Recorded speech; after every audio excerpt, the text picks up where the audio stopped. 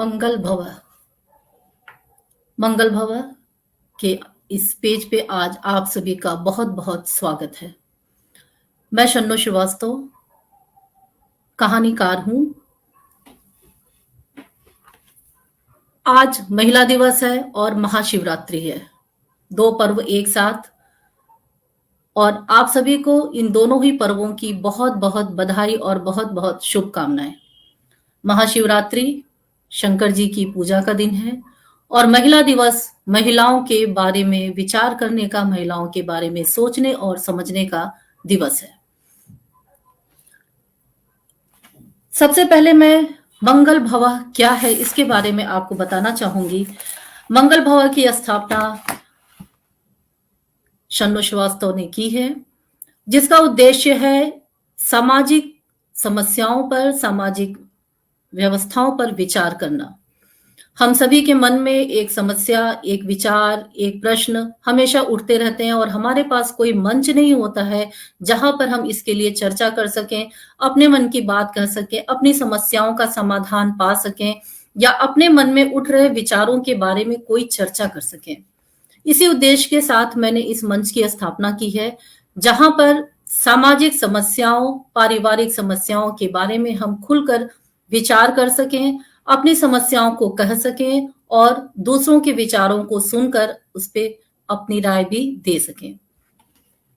आज चूंकि महिला दिवस है, इसलिए मैंने महिलाओं के बारे में विचार करने के लिए, महिलाओं के बारे में बात करने के लिए इस कार्यक्रम का आयोजन किया है और अपने साथ दो सुप्रसिद्ध साहित्यकार और मनोवैज्ञानिक सलाहकार को आमंत्रित किया है, जो कि आज हमारे साथ इस कार्यक्रम में जुड़ेंगे और हम चर्चा करेंगे आज महिला दिवस के अवसर पर महिलाओं की स्थिति पर और महिलाओं की स्थिति का समाज और परिवार पर क्या प्रभाव पड़ता है इसके बारे में। तो मैं सबसे पहले अपने दो अतिथि या जो हमारे विचारक हैं आज इस मंच पे आमंत्रित हैं, उनसे आपका परिचय कराती हूँ, उनसे आपकी मुलाकात कराती हूँ। उसके बाद फिर हम चर्चा करेंगे महिला दिवस पर और महिलाओं का समाज और महिलाओं का परिवार में क्या योगदान है, उनकी स्थिति का हमारे समाज और परिवार पर क्या प्रभाव पड़ता है इसके बारे में। तो सबसे पहले मैं आमंत्रित करूंगी डॉक्टर दुर्गा सिन्हा जी को। नमस्कार दुर्गा जी। नमस्कार। नमस्कार। दुर्गा जी बीएचयू की मनोविज्ञान की व्याख्याता रह चुकी हैं। इसके साथ ही साथ वरिष्ठ साहित्यकार हैं, मनोवैज्ञानिक सलाहकार हैं। इनकी महिलाओं के बारे में क्या राय है, महिलाओं का समाज में क्या योगदान है, महिलाओं का परिवार में क्या योगदान है, इस पर इनका जो दृष्टिकोण होगा ये बहुत महत्वपूर्ण होगा हम सबके लिए। और मुझे उम्मीद है कि दुर्गा जी का मत, दुर्गा जी के विचार सुनकर आज महिलाएं और समाज के अन्य लोग जरूर प्रभावित होंगे। हमारी दूसरी विचारक हैं आज डॉक्टर विनीता मेहता जी। विनीता जी, आपका बहुत बहुत स्वागत है मंगल भव के इस मंच पर। नमस्ते, सभी दर्शकों को नमस्ते और आप दोनों को भी मेरा प्यार भरा। विनीता मेहता जी भी सुप्रसिद्ध साहित्यकार और विचारक हैं। इनके विचार समाज के लिए बहुत महत्वपूर्ण हैं और इसलिए ही आज मैंने चुनकर इन दो वरिष्ठ विचारकों को आमंत्रित किया है, क्योंकि आज महिलाओं की स्थिति एक तरफ सुधर रही है, दूसरी तरफ उनकी सुधरती स्थिति का कुछ प्रभाव और कुछ दुष्प्रभाव भी हमारे समाज पे पड़ रहा है। इसके बारे में ही हम चर्चा करने के लिए आज यहाँ पर एकत्रित हुए हैं। तो दुर्गा जी और विनीता जी, सबसे पहले आप सभी को भी महिला दिवस की बहुत बहुत शुभकामनाएं और शिवरात्रि की बहुत बहुत शुभकामनाएं। आप सभी को और जितने भी लोग हमें सुनना चाह रहे हैं, देख रहे हैं, उन सभी को मैं महाशिवरात्रि पर्व और महिला दिवस की बहुत बहुत बधाई देती हूँ। जी, मंगल भवा पर इस तरह का हमारा ये पहला कार्यक्रम है और जैसा कि उद्देश्य मैंने बताया है, इस मंच का उद्देश्य ही यही है कि समाज में जो महिलाएं या पुरुष, बच्चे, कोई भी युवा वर्ग, कोई भी, सबके अंदर विचार चलते रहते हैं, बहुत से प्रश्न चलते रहते हैं, बहुत सारे सवाल उठते रहते हैं, जिसका कि वो सोचते हैं कि हम अपने विचार कहाँ रखें, हमें कोई ऐसा मिले जिसके सामने हम अपना विचार प्रस्तुत करें और एक हमें समाधान मिले।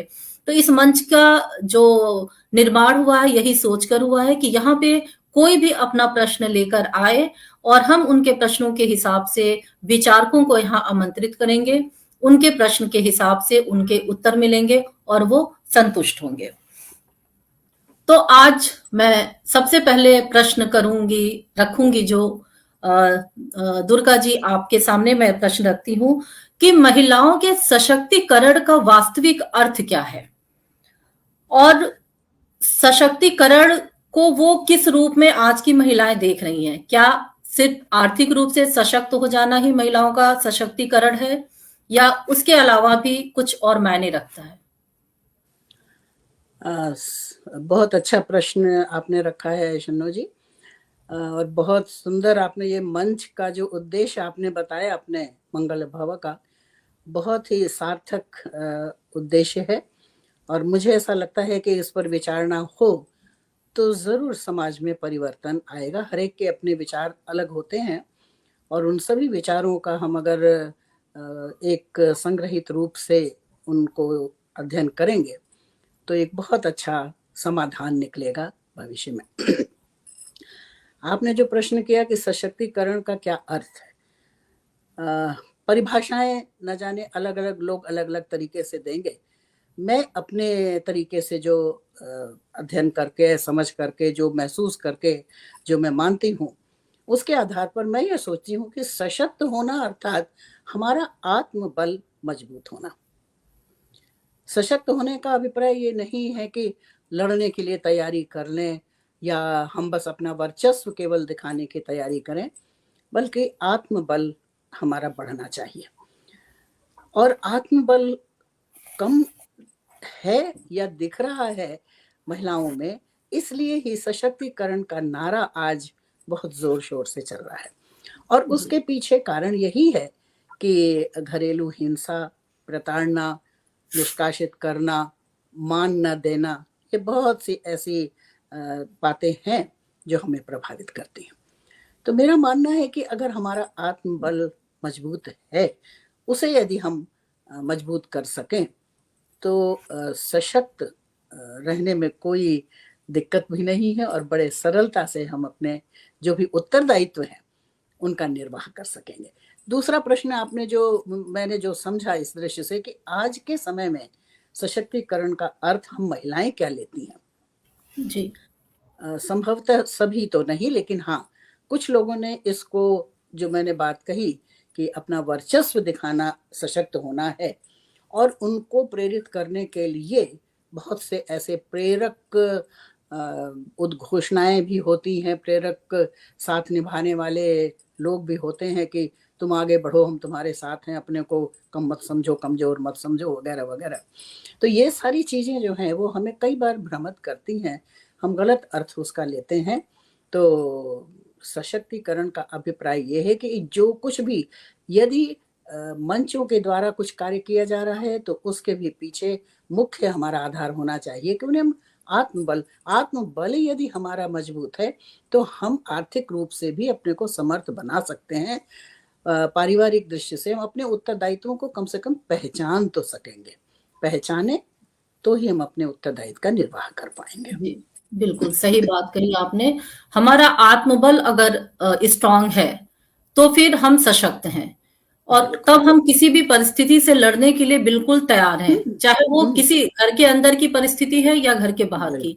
आत्मबल का हमारा सशक्त होना सबसे ज्यादा जरूरी है। विनीता जी, मैं आपसे पूछना चाहूंगी कि ये महिला दिवस मनाने की आवश्यकता क्यों पड़ी?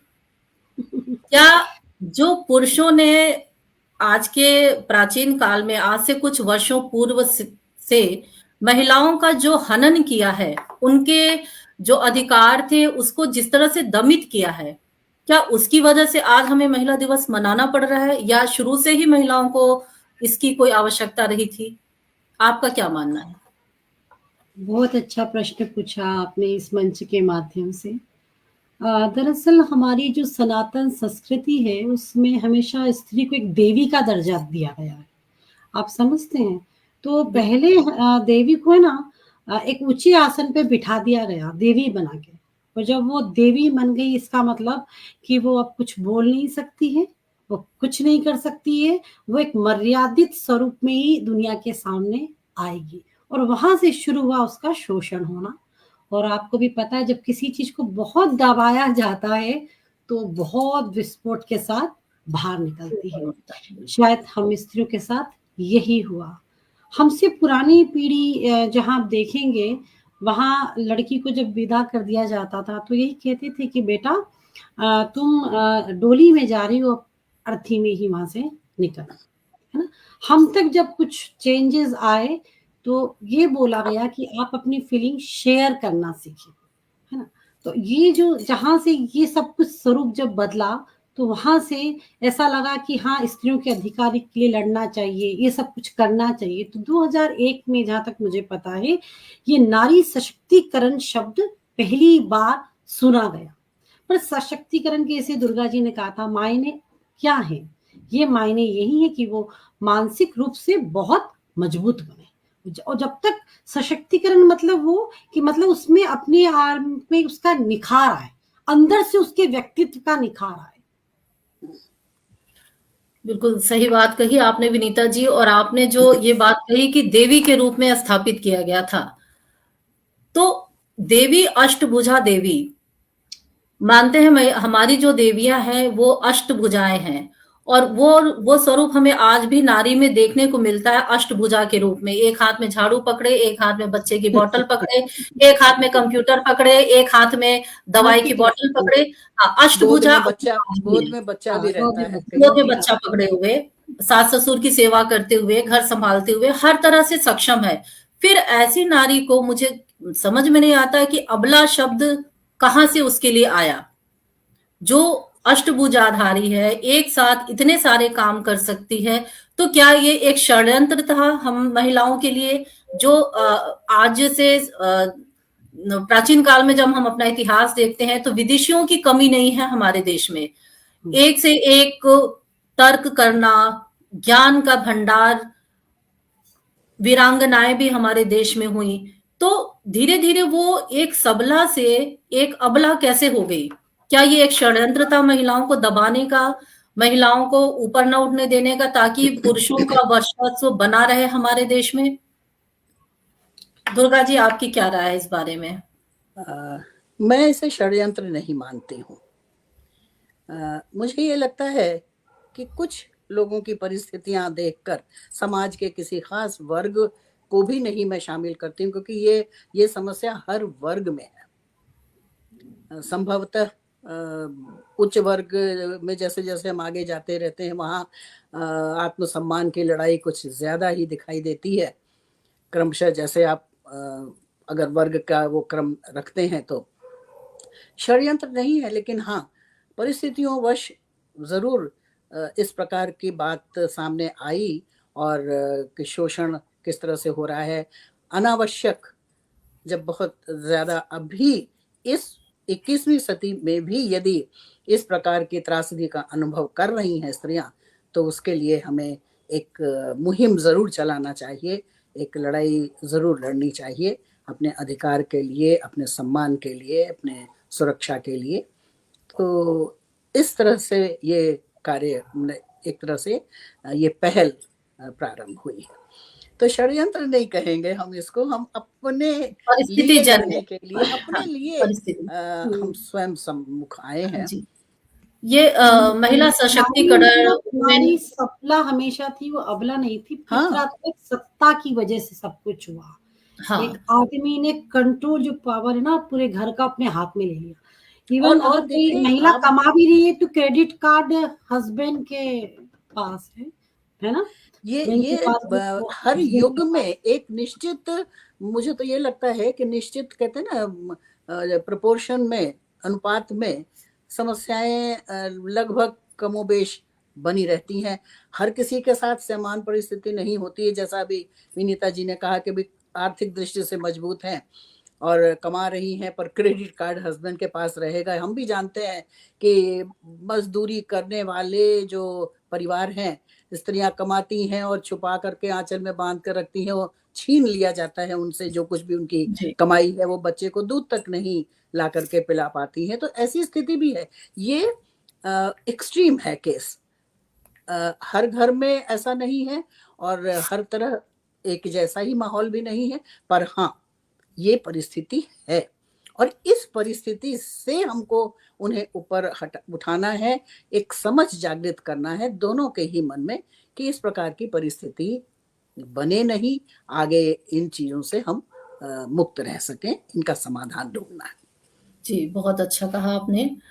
और विनीता जी, मैं आपसे जानना चाहूंगी, आप चूंकि समाज सेवा से भी जुड़ी हुई हैं, आप गरीब तबके की जो लेडीज हैं उनके बीच भी जाती हैं, बच्चों को पढ़ाती भी हैं। आपने अभी क्या कुछ फर्क देखा है? ये जो एक नारा चला है नारी सशक्तिकरण का, वुमेन इम्प्रूवमेंट का, इसका जो है इसका कुछ असर उनके ऊपर भी पड़ा है? देखिए, समाज का एक वर्ग तो है जागरूक हो चुका है, एक वर्ग जो जागरूक हो चुका है, जो मध्यम वर्ग है, जो हमारे उच्च वर्ग थे वो तो पहले से ही कहीं ज्यादा उतना दबदबा पुरुषों का उन्होंने नहीं एक्सेप्ट किया है। मध्यम वर्ग भी अब धीरे धीरे अपना एक कदम बढ़ा चुका है, अपना एक आयाम स्थापित कर रहा है। लेकिन जो अभी एक और तबका हमारे गांव का है, जहां की महिलाएं अभी शिक्षित नहीं है, जहां अभी उनको अपने अधिकारों का पता नहीं है, तो क्या वहां पे भी महिला दिवस का या महिला सशक्तिकरण का कुछ असर है? उन्हें कुछ इसके बारे में पता है, या वो भी अपने ऊपर हो रहे अन्याय के खिलाफ कुछ आवाज उठाने की हिम्मत कर पाती हैं? बहुत अच्छा प्रश्न पूछा आपने शन्नू जी। वक्त तो बदला है, वो हार्मोन्स कैसे चेंज होते हैं वो ये नहीं समझती, पर मेनोपॉज होता है वो ये समझती है। वो किस तरह की परिस्थितियों से कैसे सामना करना जाए वो नहीं समझती, परंतु बहुत गाँव में जो तबके में अंदर रहती हैं वो डरी-डरी सहमी हैं। वो जो थोड़ा-सा जैसे अब एनसीआर के पास आ रही हैं, बड़े शहर से थोड़े से छोटे शहर में जो पास है वहाँ रह रही हैं, वाक़ई में मैं जब उनको देखती हूँ उनकी स्थितियों में बहुत परिवर्तन आया है। क्योंकि वो घर जाके जब ये कहती हैं कि जब हमारे घर में जहाँ हम काम करती हैं, वहाँ उनके जो सर आते हैं या साहब आते हैं, वो बच्चों के साथ ना शाम को ऐसे तुम्हारे जैसे पी के नहीं आती, वो खेलते हैं बच्चों के साथ, है ना? मैडम का भी सर ध्यान रखते हैं और मैडम है ना कुछ लिखती हैं, पढ़ती हैं, घर का माहौल अच्छा है मैडम का। तो वो चीज़ें जब वो घर जाके बताती है, मैं ये नहीं करती हूँ कि पूरा 80% चेंज, पर 5% उनके घर के आदमी या वो देख के समझने की कोशिश करते हैं। तो वो कहती है कि कल मेरे घर में भी ना हस्बैंड पहली बार शराब पी के नहीं आए, मैंने थोड़ा-सा उनको बोला। मुझे ये सुन के बड़ा अच्छा लगता है और मेरे पास ऐसी महिलाएँ आती हैं, आप यकीन करें तो मतलब कैसे मैं आपको बताऊँ कि उनके बच्चों को लिखना-पढ़ने के लिए वो भेज रही हैं, पर वो खुद अनपढ़ हैं, उन्हें आता नहीं है। तो वो धीरे से चुपके से आके मेरे से कहती है कि आप इस क्लास के बाद हमें थोड़ा-सा समय देंगी? आपसे कुछ ज़रूरी बात करनी है। बड़े डरते-डरते, सहमते और धीरे से कहती हैं, हम भी ये लिखना-पढ़ना सीखना चाहते हैं। बस मैं वही मतलब आप ये समझिए बड़ी सफल-सी हो जाती हूँ, मुझे अच्छा लगता है कि देखो इनमें चाह है कुछ करने की, है ना? बिल्कुल। नहीं जानती कि महिला दिवस मनाया जाता है या नहीं बनाया जाता है ना? पर वो ये है कि वो अब इज़्ज़त और सम्मान को वो ढूँढ रही है और वाक़ई में वो हकदार है उस इज़्ज़त और सम्मान की। अब बड़े गर्व से कहती है कि हमारे हस्बैंड अब शराब नहीं पीते। पहले की परिस्थितियों और अब की परिस्थितियों में अंतर आया है। उन्हें समाज की सुरक्षा मिल रही है, उन्हें बार-बार कानून उनके लिए बनाए गए, उस कानून का वो दुरुपयोग तो मैं नहीं कहूँगी, ऐसी महिलाएँ तो उपयोग ही कर रही हैं, उपयोग कर रही हैं। अगर उनके हस्बैंड पीते हैं, घर से कोई उनके साथ कुछ ऐसा शोषण करता है, तो वो पूरी उसके पीछे पड़ जाती हैं और अच्छे से कानूनी कार्रवाई करती हैं। तो वाक़ई में बहुत चेंज आया, उन महिलाओं में तो आया है, जो खुद भी निकलना चाह रही है और जो नहीं निकलना चाह रही है, जो उन्होंने हाँ, किया है, भई नहीं अब तो लाइफ़ में कुछ नहीं होना है, मेरे तो यही होना है, मेरे हस्बैंड अब नहीं बदल सकते, मेरे तो घर में मारा-कुटी होनी है। ये दुर्गा जी ने कहा है सपोर्ट दोनों तरफ से होना चाहिए। जैसे बिल्कुल। बिल्कुल, सही बात है। हस्बैंड की मानसिक हाँ। स्थिति उसकी भी इतनी अच्छी होना चाहिए कि वो इस चीज़ को समझे। आपकी बात से मुझे एक बात समझ में आई कि जो आपने कहा कि आपके घर में लेडीज आती हैं, देख के जाके अपने पति को बताती हैं, तो उन्हें ये पता चलता है कि परिवार ऐसा भी हो सकता है। घर में लड़ाई झगड़े ना हो, बिना दारू पिए आए, बिना मारपीट किए भी जिंदगी गुजारी जा सकती है। क्योंकि हमने देखा है गांव का जो परिवेश होता है, हम जहां रहते हैं उस वातावरण में ढल जाते हैं। तो जो गांव की महिलाएं हैं, गांव के जो बच्चे हैं या गांव के जो पति हैं, वो ढल चुके हैं शायद उसी माहौल में। उन्हें पता है कि रोज पीना कोई गलत बात नहीं है, रोज घर में आके मारपीट करना कोई गलत बात नहीं है। तो उनके सामने एक रोल मॉडल प्रेजेंट करना बहुत जरूरी है शायद, कि ताकि उनको देख कर के ये चीज समझ में आए कि हाँ, हम भी एक अच्छी जिंदगी गुजार सकते हैं। इसलिए गांव में जा करके उन्हें समझाना, बताना, जो एक सोशल वर्क का काम हम करते हैं, ये कहीं कहीं उनके सामने एक उदाहरण जब जाता है कि हम भी एक अच्छी जिंदगी जी सकते हैं। ये बहुत अच्छी बात लगी मुझे आपकी, कि उन्हें एक एग्जाम्पल मिलना उनके लिए बहुत जरूरी है। आपकी इसी बात में एक वाक्य में जोड़ना चाहूंगी, विनीता जी की ही बात को, कि उन्होंने जी कहा ना कि वो घर जाकर अपने पति को समझाती हैं। ये समझाना शब्द जो है ना, इसी की आवश्यकता है, और महिला और पुरुष दोनों को ही समझाने की आवश्यकता है। और जब वो ग्रहण करने की स्थिति मानसिकता में हो, उस समय समझाएं। पी करके बैठा है और समझाती होंगी तो और मार खाती होंगे। और उन्होंने भी अपनी नियति ही मान ली है कि ये तो रोज, ये एक नियम ही है हमारे परिवार का, जैसे हम रोटी खाते हैं वैसे ही हम मार भी खा लेंगे। तो समझाना, और ये समझाने का काम वो भी कर सकती हैं अगर सुन रहा है पति, तो वो मनुष्य भी सुनना चाहिए उसे भी, और समझना चाहिए, और उसके अनुकूल कुछ करने के लिए तत्पर होना चाहिए। जी, अब मैं थोड़ा सा आगे बढ़ रही हूँ। जो महिला सशक्तिकरण है, एक हमारे समाज का एक ढांचा बना हुआ था, जो कि शायद हमारी शारीरिक क्षमता, हमारे शारीरिक सशक्तिकरण पे आधारित था, कि महिलाएं घर के अंदर संभालती हैं और पुरुष घर के बाहर संभालते हैं। जहां तक मैं समझ पाई हूँ, ये शायद हमारी जो शारीरिक संरचना है, शारीरिक बल है, उसके हिसाब से समाज ने ये ढांचा तैयार किया था। लेकिन आज परिस्थिति बदल गई है, बिल्कुल उलट गई है। अब पुरुष के साथ साथ महिलाएं भी पूरी तरह से बाहर निकल के नौकरी कर रही हैं, आर्थिक रूप से संपन्न है, और वो कह सकते हैं कि पुरुष के साथ कंधे से कंधा मिला करके चल रही हैं। अब ऐसी दशा में हमारा घर खाली हो रहा है। घर में जो स्त्री जो घर को संभालती थी, जो घर को गुलदस्ता बनाकर रखती थी, वो स्त्री अब घर से बाहर निकल गई है। इसका क्या प्रभाव या दुष्प्रभाव पड़ रहा है, इस पे मैं आप दोनों की राय जानना चाहूंगी, कि स्त्री के सशक्तिकरण का जो आर्थिक रूप है, आर्थिक रूप से संबल होना उन्हें सशक्त बना रहा है, लेकिन वो परिवार पे क्या असर डाल रहा है, समाज पे उसका क्या असर पड़ रहा है, समाज पे तो से ज्यादा परिवार पे उसका क्या असर पड़ रहा है, मैं इस बारे में आप दोनों की राय जानना चाहूंगी।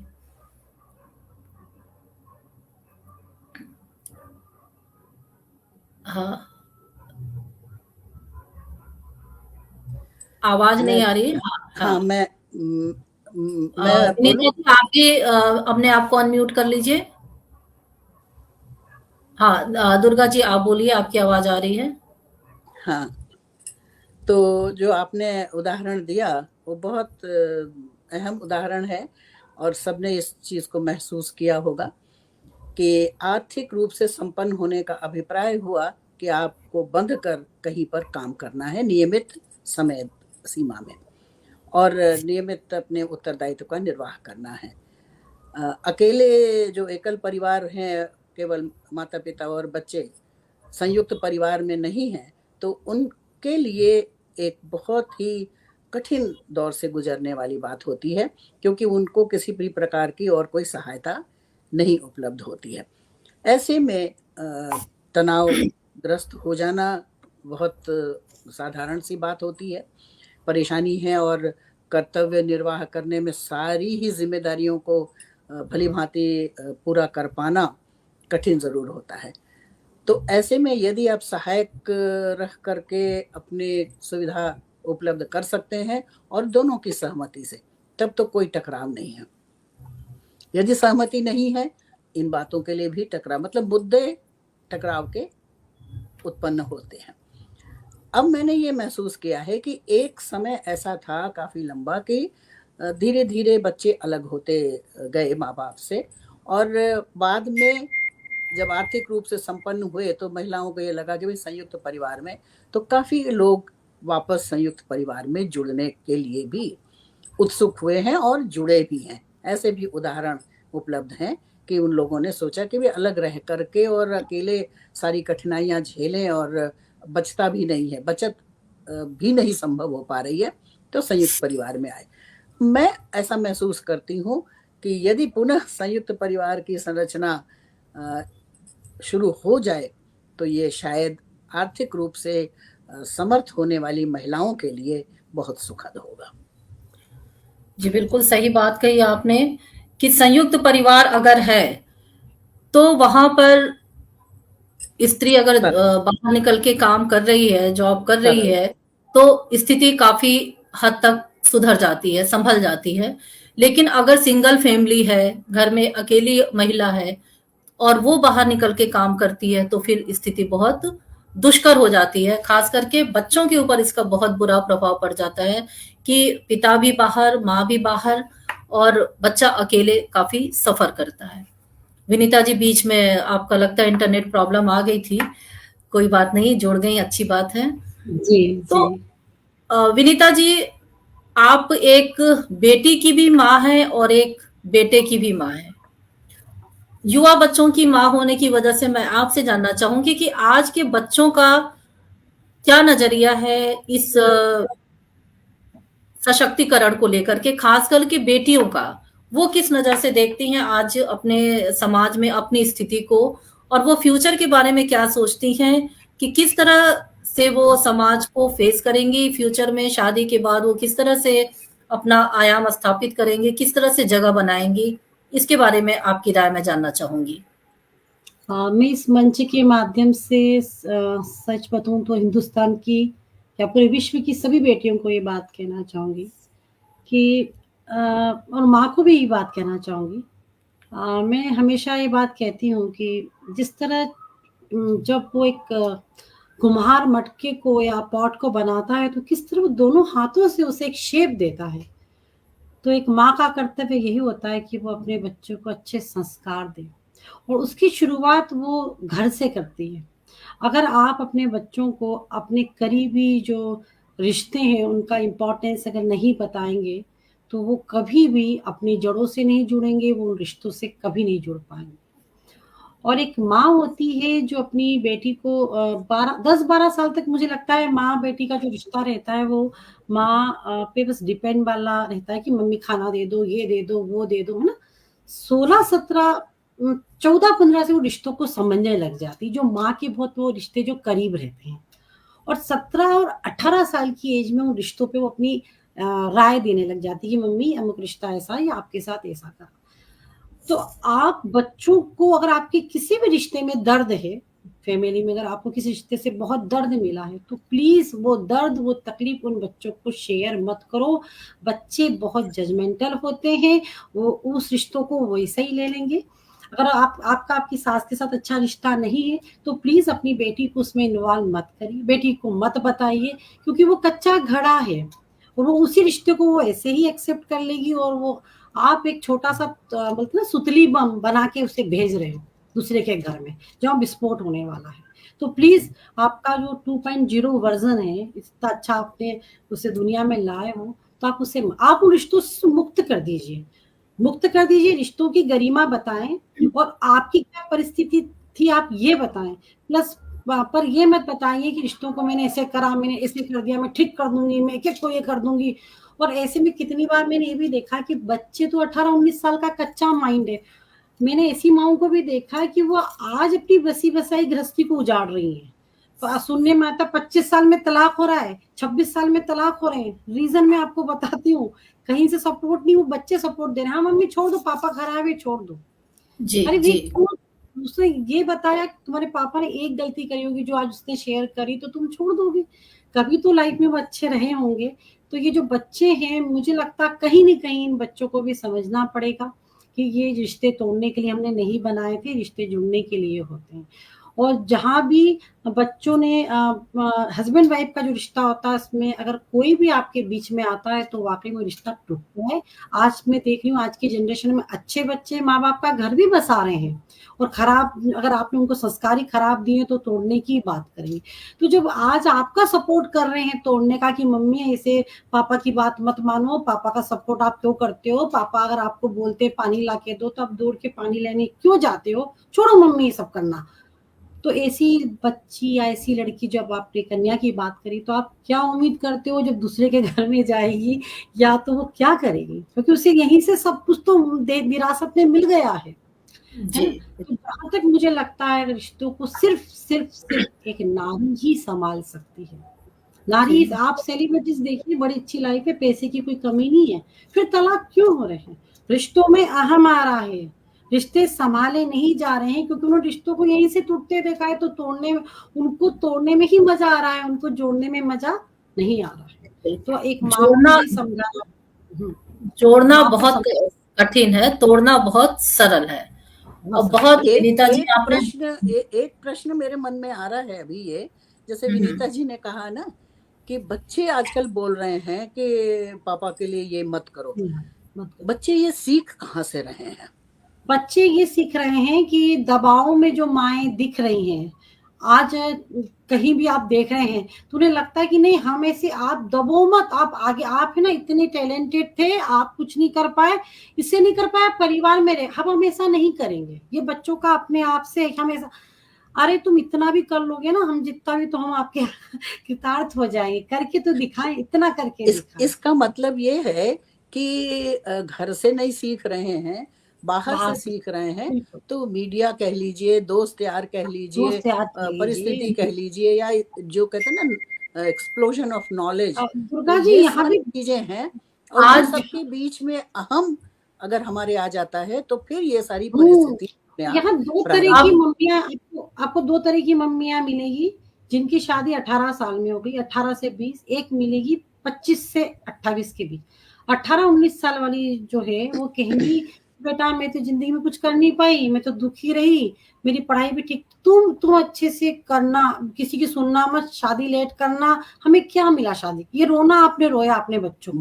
बहुत लोगों से सुना है। रोना। फिर एक है 25-26 वाली, वो क्या कह रही है, देखना मैं तो 28 में माँ बन पाई, बड़ी मुश्किल हुई, ये हुआ वो हुआ, तू तो शादी ही मत करना। अब दो हो गए, दो आपके सामने हो गए, एक 18 साल वाले का रोना, एक 25 का। और अंदर की बात बताऊं, 18 वाली भी एंजॉय कर रही, 25 वाली भी एंजॉय कर रही, पर तुमने अपनी जनरेशन का बेड़ा गर्क करके रख दिया, तुमने उसको शादी की अच्छी चीजें नहीं दिखाई। हम घर से, लोग कह रहे आजकल के बच्चे शायद विवाह नहीं कर रहे, रीजन तो यही है ना, आप ही ने तो उनके सामने ऐसी ऐसी बातें करी। तो नई पीढ़ी अपना कहते हैं कि दायित्व लेना ही नहीं चाह रही ना, उस बंधन में बंधना ही नहीं चाह रही। क्यों बंधे वो इस बंधन में जहाँ तुम दुखी, आपको क्या मिला, आप ही दुखी हो जब आप दिन भर तुम्हारे सामने रो रहे हो शादी शादी शादी।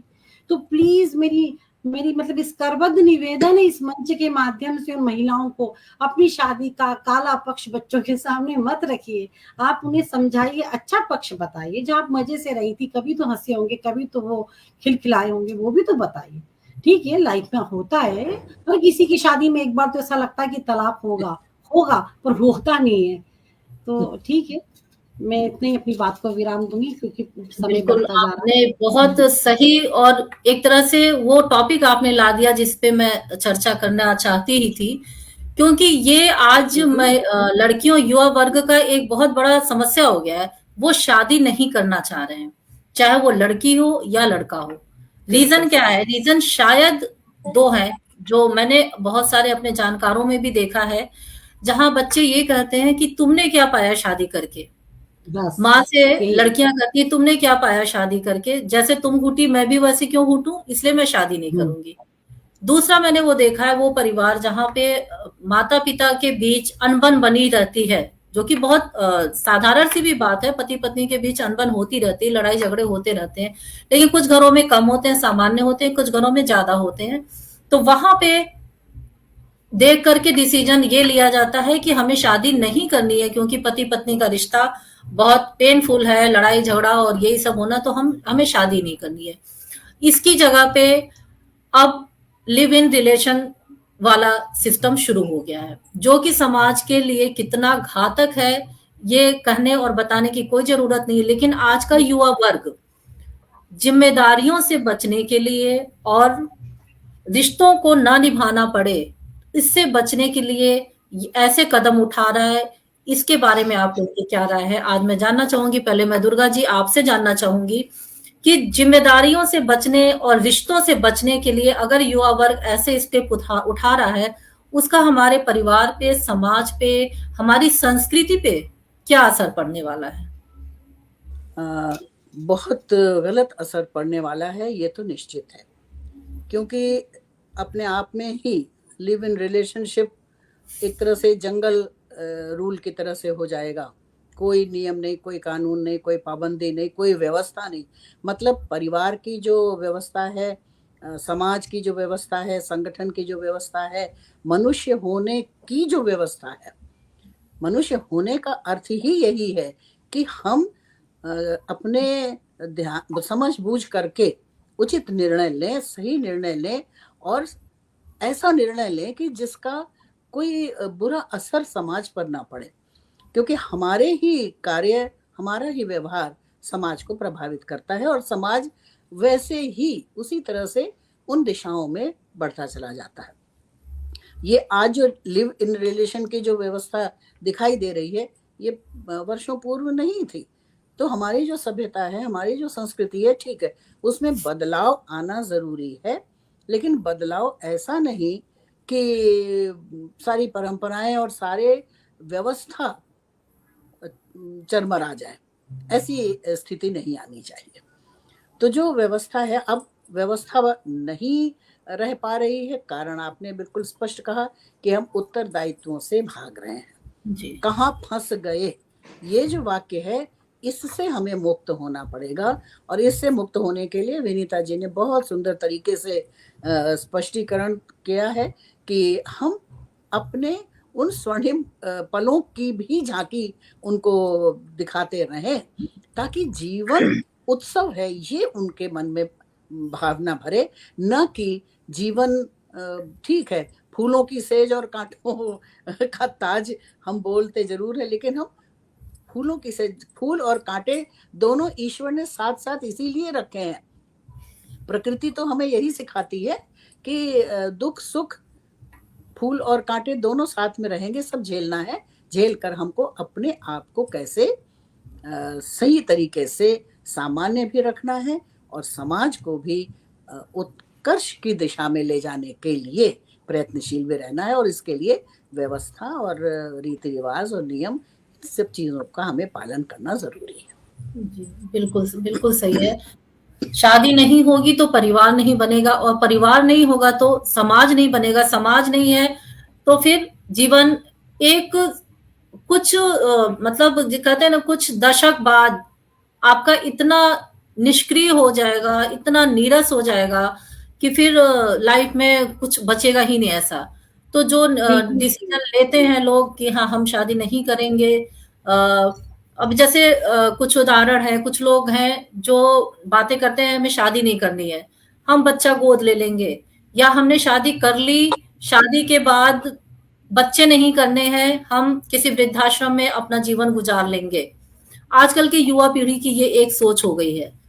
विनीता जी, आप इस बारे में अपनी राय बताइए कि बच्चा नहीं करेंगे, शादी तो कर लिया, बच्चा नहीं करेंगे, क्योंकि वो भी एक जिम्मेदारी है, बहुत बड़ी जिम्मेदारी है। तो एक तरफ तो ये चाहते हैं हमारे, हम बच्चा इसलिए नहीं करेंगे क्योंकि हम बच्चे को समय नहीं दे सकते, हमें पता है, तो हम अपने बच्चे को समय नहीं देंगे, हम अपनी जिम्मेदारियों, ये नहीं चाहते हैं कि बच्चे का जन्म हो और हम बच्चे को अच्छी तरह सुसंस्कृत न कर पाए, अच्छी तरह शिक्षित, इसलिए डिसीजन ये है कि बच्चों को जन्म ही नहीं देंगे। अपना कैरियर ही सर्वोपरि हो जा रहा है। अपना इतने पैसे कमा के क्या करना है जब हम किसके ऊपर खर्च करेंगे? ये सोच हमारे आज की पीढ़ी में क्यों नहीं आ रही है, महिलाओं में ये बात समझ में क्यों नहीं आ रहा है कि परिवार अहम है, इम्पोर्टेंट है। इसकी कहीं न कहीं मैं आपको फिर बताती हूँ, दोषी हम ही हैं। हम ही ने उनको अपनी वही जो कहते हैं ना वैवाहिक, उसका काला पक्ष बताया है। सामने तो वो रखा। काला पक्ष आज उभर कर हमारे सामने आ रहा है। आप देखिए ना, शादी में लोग कितने 20-20 करोड़ लगा रहे हैं और शादी 20 दिन भी नहीं चल रही, 20 घंटे भी नहीं चल पा रही है। बिल्कुल। रीज़न ये है कि मैंने आपको बताया था बीच में जो बेटियाँ को माँ ने जो शिक्षाएँ दी है कि क्यों बोलना पड़ा माँ को कि बेटी-बेटा एक समान, ये सोच आपने रखी ही क्यों? है ना? बेटी के अपने अलग गुण हैं, बेटे के अपने अलग गुण हैं। मेरी बेटियाँ तो बेटों जैसी है, ये शब्द क्यों लाए गए आप? मैं तो यहाँ से पूछती हूँ क्यों ऐसी ज़रूरत पड़ी? जब आपने उसे ये बोला कि काम करना ही नहीं है ससुराल में जाके, आपको किसी की सुनना ही नहीं है, हम दबे, हमको क्या मिला? काम करके कुछ नहीं मिलता है। तो वो जो पौधा इस बार तैयार हुआ है ना, बहुत सुंदर तैयार हुआ। वो पौधा आपने खिला दिया, उस पौधे को ऐसा बना दिया कि उसमें से मनी, मनी, मनी तो टपकती है, पर उसमें से कहीं भी रस नहीं है। वो एक पैसों के बिल्कुल दुकान सी हो गई है, लड़की दौड़ रही है पैसे के पीछे, भाग रही है। ना आपके संस्कार दिख रहे हैं, ना उसमें प्रेम, दया, कोमलतम जो नारी की सुलभ भावनाएँ थी वो चली गई है। इसीलिए फिर वो क्या कर रही है, जब भागते-भागते थकती है तो लिव इन रिलेशनशिप में पड़ जाती है। कि उसे लगता है ये बंधन तो खतरनाक है, घर में से पहले ही बता दिया है ना, यहाँ नहीं शादी-वादी करना। ऐसे रिलेशन बनाओ, ज़िम्मेदारी नहीं है, साथ में रहेंगे, एन्जॉय करेंगे, वहाँ तक ठीक है। मैं फिर कह रही हूँ ये अभी तो सिर्फ़ हम एक नारी सशक्तिकरण मना रहे हैं, हम नारी बचाओ आंदोलन भी जल्दी बनाएँ, हमको बनाना पड़ेगा। नारी बचाओ आंदोलन की बात, क्योंकि नारी जिस तरह कर रही है उसको बचाना पड़ेगा और हम एक ही बचाएँगे, समाज ही उसे बचाकर वहाँ से वापस लेकर आएगा। क्योंकि सिर्फ़ पैसे, ये नई जनरेशन सिर्फ़ पैसे, पैसे, पैसे के पीछे भाग रही है। रिश्ते खत्म हो चुके हैं। तो जब शादी नहीं होगी तो ना मामा का, ना बुआ का, ऐसे मीठे-मीठे रिश्ते हैं, वो रिश्तों से बच्चे वंचित रह जाएँगे। कहाँ देखेंगे मामा, कहाँ देखेंगे बुआ के रिश्ते? उन्होंने ऐसे रिश्ते देखे ही नहीं जो रिश्ते हमने देखे हैं। ज़िंदगी से उनके रंग गायब हो जाएगा, वो बेरंग हो जाएँगे, डिप्रेशन में चले जाएँगे। उनका अंत भी बहुत अकेलेपन में और बहुत ही असहाय स्थिति में होगा और क्या पता अंत करने से पहले वो खुद ही सुसाइड कर ले, वहाँ तक पहुँच ही नहीं पाएँगे। डिप्रेशन तो बहुत बड़ा कारण बन रहा है, ये अकेलेपन का बहुत बड़ा कारण है। ऐसे डिप्रेशन रहेंगे सब कुछ रहेगा पर मन में शांति नहीं रहेगी। मनोवैज्ञानिक सलाहकार हैं आप, तो अच्छी तरह से इस चीज को समझ रही होंगी कि डिप्रेशन का कारण क्या है। अकेलापन, अकेलापन इसीलिए है क्योंकि पैसे से सुख मिल जाता है, दुनिया के जो भौतिक सुख है वो मिल जाएंगे, मानसिक सुख, मानसिक शांति कभी नहीं मिलती है। लेकिन आज ये जो युवा वर्ग है, चाहे वो लड़कियां हैं या लड़के हैं, वो पैसे के ही पीछे भाग रहे हैं। पैसे इतने हो जाएंगे और उस पैसे के चक्कर में हम अकेले रह जाएंगे। ये एक समाज के ऊपर बहुत बड़ा दुष्प्रभाव पड़ रहा है। दूसरा, एक सबसे इम्पोर्टेंट चीज मैं जो कहना चाहूंगी, एक जुमला था औरतों के लिए हमेशा यूज किया जाता था पहले, अभी भी बहुत जगह पे यूज किया जाता है, तुम्हें चूल्हे चौका के अलावा और आता ही क्या है। ये जो है एक हर गृहिणी के लिए ये बड़े तिरस्कृत रूप से यूज किया जाता था कि तुम्हें चूल्हे चौके के अलावा और आता ही क्या है। ये एक जुमला औरतों को एक तीर की तरह चुभ गया शायद, और उनके दिमाग में ये बात बैठ गई कि चूल्हा चौका बहुत गलत काम है, बहुत निकृष्ट काम है, जबकि दुनिया भाग रही है रोटी कमाने के लिए और रोटी खाने के लिए। आज स्थिति ये हो गई है कि रोटी बनाना ही घर में स्त्रियों के लिए सबसे कठिन काम हो गया है, जबकि उसी रोटी के लिए सारी दुनिया भाग दौड़ कर रही है। लेकिन रोटी बनाना अपमान का विषय हो चुका है। उस रोटी बनाने को ही लेकर पति पत्नी के बीच में टकराव हो गया है कि अगर मैं रोटी बना रही हूँ तो तुम सब्जी बनाओ, तुम सब्जी बना रहे हो तो मैं चटनी बनाऊं, ये चीज हो गई है। तो क्या अगर इस तरह का जुमला ना औरतों के लिए यूज किया जाता तो ठीक नहीं रहता? घर में गरम रोटी बन रही होती, प्यार से सब खा रहे होते। ये जो रोटी हमारे लिए अमृत के समान है, जिसके बिना हम 2 दिन नहीं गुजार सकते हैं, उसके लिए पुरुषों का औरतों को इस तरह से कह के उन्हें अपमानित करना, ये सिद्ध करा देना कि ये काम तो चुटकी बजाने होने वाला है, जबकि सारा दिन उसमें जाता है। इसका इम्पैक्ट ऐसा पड़ गया कि अब कोई रोटी बनाना ही नहीं चाहता है। रोटी कमाने के लिए भाग रहे हैं, रोटी बाहर से मंगा के खा रहे हैं, जो कमाया फिर वो खाई हुई बाहर की बनी रोटी खाई, शरीर को नुकसान किया, डॉक्टर के पास भागे, पैसे को वहां उड़ाया। तो ये जो सिलसिला चल रहा है, इसको हम कैसे समझाएं आज की पीढ़ी को कि अगर अपनी स्थिति सुदृढ़ करना ठीक है, लेकिन परिवार को बिखेरना, परिवार के स्वास्थ्य के साथ खिलवाड़ करना, अपने अहम की संतुष्टिकरण के लिए, ये ठीक नहीं है। हमारी युवा पीढ़ी कैसे इस बात को समझेगी? दुर्गा जी, आप बताइए। आपने बहुत अच्छी तरह से इस बात को रखा कि चूल्हे चौके के अलावा तुमको आता ही क्या है, ये जुमला ताने के रूप में, और वो भी उसमें भी तो उत्कृष्टता ही चाहिए। तो ऐसी स्थिति में जरूर महिलाओं ने अपमान तो समझा ही होगा, और इसको चुनौती मान करके ठीक है, अब हम दिखाते हैं हम क्या कर सकते हैं। और इसीलिए आज वो अंतरिक्ष में भी जा रही हैं, आज कमांडो भी हैं, और सेना में भी लड़ रही हैं, रिक्शा भी चला रही हैं, बस भी चला रही हैं, हर क्षेत्र में सीए भी हैं, मैनेजमेंट गुरु भी हैं, सब कुछ है। वो आपने जो शुरुआत की थी अष्टभुजा, तो वो पूरे विश्व में उनकी शक्ति दिखाई दे रही है। अर्थात समय दिया जाए, अवसर मिले, तो योग्यता उनमें भी उतनी ही है जितनी उनमें है, मतलब दोनों ही बराबर हैं। अवसर नहीं मिला इसलिए कि उनके जिम्मेदारियां इस प्रकार की नियत कर दी गई थी, और वो खुश थी उसमें।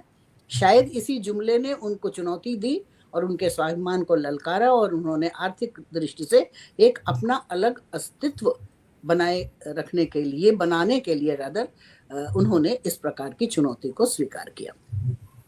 अब प्रश्न ये है, अब दूसरा जुमला भी आता है, आपने सुना होगा शायद, कि चूल्हा चौका तो आता ही नहीं है तुमको, अब ये चल रहा है। तो अब ये बिल्कुल उलट गई है दुनिया, कि अब तो तुमको रोटी बनाना आना चाहिए था, ये नहीं बनाना आता, वो नहीं बनाना आता, मतलब बनाना कुछ नहीं आता, चौके में कुछ नहीं आता। उसको लगता है कि भाई हमने महा मुश्किल तो मेहनत करके अपने को चौके से बाहर निकाला, और ज्ञान हमने बढ़ाया, और इतने ऊंचे पद पर हम आज विराजमान हैं, अब हमको अभी भी वही प्याज काटना और चूल्हे चौके को जलाना लकड़ी से। तो किसी भी, मतलब मेरा मानना यह है कि ये मानसिकता का प्रश्न है, कोई समय या कोई सदी इसके लिए नहीं है। हमारी मानसिकता जो है वो कमोबेश बदल ही नहीं पाती है। ऐसा है तो दूसरी चीज के लिए, वैसा है तो पहली चीज के लिए, हम उसी में उलझते हुए चले जाते हैं, और फिर समस्याएं बनती। तो ये उलझन से हम अपने आप को निकाल सके, मदद कर सके निकलने की लोगों को, मेरे ख्याल से ये। और फिर ऐसे में जब समर्थ होती हैं, चौके से बाहर निकलती है, तो उन्हें लगता है कि पता नहीं कितनी बड़ी जंग हमने फतेह कर ली है, अब हमारे सामने कोई टिक नहीं सकता है, और हम अकेले भी बहुत कुछ कर सकते हैं। ये जो भावना सर्वसमर्थ होने की, समर्थ होना जरूरी है, अच्छी बात है, लेकिन सर्वसमर्थ होने की और फिर किसी की परवाह न करने की, सर्वसमर्थ भी हो जाए आप तो भी स्वीकार्य है, लेकिन फिर किसी की परवाह नहीं है, न माता की, न पिता की, न भाई बहन की, न रिश्तों की, न परिस्थिति की, न समाज की। वो जो कहते हैं ना, वो चार लोग आलोचना करेंगे, लोग क्या कहेंगे, ये वाक्य हमें याद रखना चाहिए और जरूरी है। लोग क्या कहेंगे यही हमको स्पष्ट करता है समाज के नियम कानून व्यवस्था में ढलते हुए, रहते हुए, स्वीकारते हुए सही तरीके से अपने को आगे बढ़ने की कोशिश करना। ये नहीं कि अब सारे नियम कानून व्यवस्था को बिल्कुल ताक पे रखते हुए जंगल राज की तरह से बढ़ते चले। पशु में और मनुष्य में ये इतना अंतर आवश्यक है। तो इन चीजों को मैं ये समझती हूँ कि उचित मार्गदर्शन से, ये हमारी जो मानसिकता है उस मानसिकता के लिए उचित मार्गदर्शन की आवश्यकता है, साथ ही उनके साथ सहयोग की भी आवश्यकता है। उन्हें लगता है कई बार कि हम अकेले छोड़ दिए गए हैं। तो इन चीजों के लिए अगर हम लोग पहल कर सकें, समाज पहल कर सके, पेरेंट्स, माता पिता भी पहल कर सकें, जैसा उन्होंने कहा ना कि लड़की की माँ जो है वो इस प्रकार से उनको सपोर्ट दे, सपोर्ट सही दिशा में हो, इस दिशा में ना हो कि हाँ भाई बस तुमको ऐसे ही करना है और कोई कुछ कहता रहे और वो गलत है, नहीं अगर निभ रही है तो निकल जाओ वहां से और कहीं भी स्वच्छंद होकर रहो। ये सब चीजें हमें लगता है हमें उनके सामने कहना भी नहीं चाहिए इन वाक्यों को। जी बिल्कुल सही कहा आपने। माँ की भूमिका हमेशा ही बहुत अहम होती है, बहुत जिम्मेदारी वाला उनका एक-एक निर्णय, एक-एक शब्द बहुत महत्वपूर्ण होते हैं, क्योंकि बच्चों के लिए तो माता-पिता ही रोल मॉडल होते हैं। वो जो भी कहते हैं, जो भी करते हैं, और एक एक उम्र एक तक। चीज़ और मैं मेंशन करना चाहूँगी इसी जी, संदर्भ में, कि मैं ये सोचती हूँ, मैंने बहुत से लोगों के साथ संपर्क में ये पाया कि लोग माँ सिखाती है ना? माँ से 24 घंटे फ़ोन पे बात करती रहती है लड़की, जाने क्या सिखाती है, माँ कैसी कर रही है। मेरा मानना ये है कि जो एमबीए की हुई लड़की है, डॉक्टरेट की हुई लड़की है, मेडिकल प्रोफ़ेशनल है, ऐसी कुछ है, ऐसे योग्य और ज्ञानवान जो महिलाएँ हैं, बेटियाँ हैं, तो वो माँ की बात को बिल्कुल हूबहू वैसा ही क्यों फ़ॉलो करती हैं? क्यों उस पर पद चिन्हों पे चलती हैं? अपने दिमाग को भी थोड़ा लगा कर के सोचना चाहिए कि यहाँ औचित्य क्या है? इन वाक्यों का हमारे जीवन पर क्या प्रभाव पड़ेगा? इतनी समझ तो उनमें होनी ही चाहिए, शिक्षा का असर इतना तो होना ही चाहिए कि हम अपना भला तो देख सकें। घर जी। तोड़ने के लिए अगर मान लीजिए कोई भी माँ, हालाँकि मैं मानती नहीं हूँ ऐसा कि ऐसा करती होगी कोई माँ, पर यदि कोई ऐसा सिखा रहा है, तो हमारा कर्तव्य क्या है? हम अपना भला तो देखें कि उसमें हमारा कितना हित है। ये समझ ज़रूर हमको उनमें डालने की आवश्यकता है। जी, बहुत सही बात आपने कही कि आज लड़कियाँ जब विवाह कर रही हैं, तो एक परिपक्व उम्र में कर रही हैं। पहले की हाँ, उम्र होती थी 13 साल, 15 साल, 16 साल, अपरिपक्व होते थे, उसमें उनको माँ के सलाह की ज़रूरत पड़ती भी थी कई बार। लेकिन अब जो परिपक्व उम्र है, उसमें वो सफिशिएंट उनके पास समझ है। और आज तो हम कह सकते हैं कि आज की युवा पीढ़ी को माँ से कहीं ज़्यादा ही समझ है, हर ज़्यादा मामले है। में। मैंने कई बार देखा है, उनके जो विचार होते हैं वो वास्तव में बहुत अच्छे होते हैं। वो कहीं कुछ जो ये सब सब कुछ हमारी सोच का खेल है। अगर हमारी सोच अच्छी है तो हमारे कर्म भी अच्छे होंगे। तो कई बार हमने देखा है कि आज की युवा पीढ़ी जिस तरीके से सोचती है, जिस तरीके से बात करती है, उस तरीके से हम उस उम्र में नहीं कर पाते थे। क्योंकि हमारा परवरिश कुछ अलग तरीके से हुआ था, आज की परवरिश कुछ अलग तरीके से हुई है। तो बच्चों के सोच विचार अच्छे हैं, लेकिन अगर वो उसको एक अच्छी तरीके से लेके जाना चाहते हैं, तो बहुत अच्छा, सुखद और एक गर्व करने लायक जीवन व्यतीत करते हैं। आज की जो युवा पीढ़ी है, वो बहुत समझदार है। बस उन्हें, दुर्गा जी ने जो कहा, एक सही डायरेक्शन की ज़रूरत है। तो ये बिल्कुल सही बात है कि बहुत अच्छे डायरेक्शन की ज़रूरत है। और आज की जो महिला है, ख़ास करके मैं, जो हमारे जनरेशन का जो समय था, हमारी जो परवरिश हुई थी, हम भी अपने पीढ़ी दर पीढ़ी हमने भी बहुत इम्प्रूव किया है। लेकिन आज जो टेक्नोलॉजी का समय आ गया, या जो हमारी जागरूकता हुई कि बच्चों को और ज़्यादा शिक्षित करना और ज़्यादा सक्षम बनाना, उसका पूरा फ़ायदा आज की युवा पीढ़ी ने उठाया है और वो परचम लहरा रही है हर फ़ील्ड में। कहीं कोई डाउट नहीं है कि लड़कियाँ किसी तरीके से लड़कों से पीछे हैं, ऐसा बिल्कुल नहीं रह गया है। कदम से कदम मिलाकर चल रही हैं।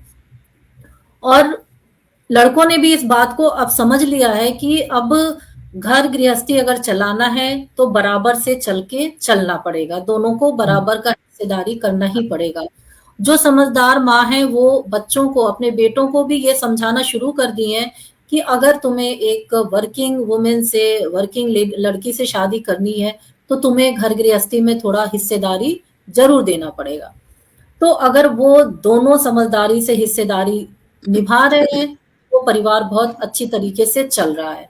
लेकिन जहाँ किसी एक में भी ईगो आ रहा है, चाहे वो लड़का हो या लड़की हो, लड़की में भी ईगो होगा कि क्या मैंने इसलिए कमा रही हूँ जो अभी भी मैं चूल्हा चौका करूँ, और लड़कों में अभी भी ईगो अगर बचा रह जाएगा कि भाई हम तो लड़के हैं, हमसे ये सब काम नहीं होता है, तो वहां पे टकराहट निश्चित रूप से तो आ रहा है। क्योंकि लड़कियों ने तो कमर कस लिया है अब कि भई हमें बराबर का दर्जा चाहिए, बराबर से काम करना है।